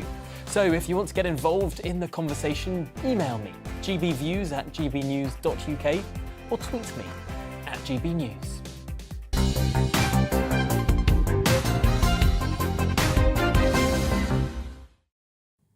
Well, last night, of course, up in the Red Wall constituency of Lee, Our very own Alistair Stewart sat down with leadership candidate Liz Truss as she was questioned by Red Wall voters on various topics, including immigration, cost of living, and who she would want to appoint to her cabinet should she be elected as Prime Minister. Let's have a listen. Firstly, I would reverse the national insurance rise, and I'd also have a temporary moratorium on the green energy levy. So from day one, families are keeping more of their own money, and they're also saving on the fuel bills. Sorry about it. Do you literally mean from day one? Can you have an emergency budget to change the Finance Act on day one? It's got to go through 3 stages of Parliament before it becomes the new law of the land. I will get it in as soon as possible. But that's not day one. That's as soon as possible. I will act on day one to make it happen as soon as possible, but it will happen well before April, which is when traditionally the tax year starts. But I will do it as soon as I can. I'll make sure the Chancellor does it.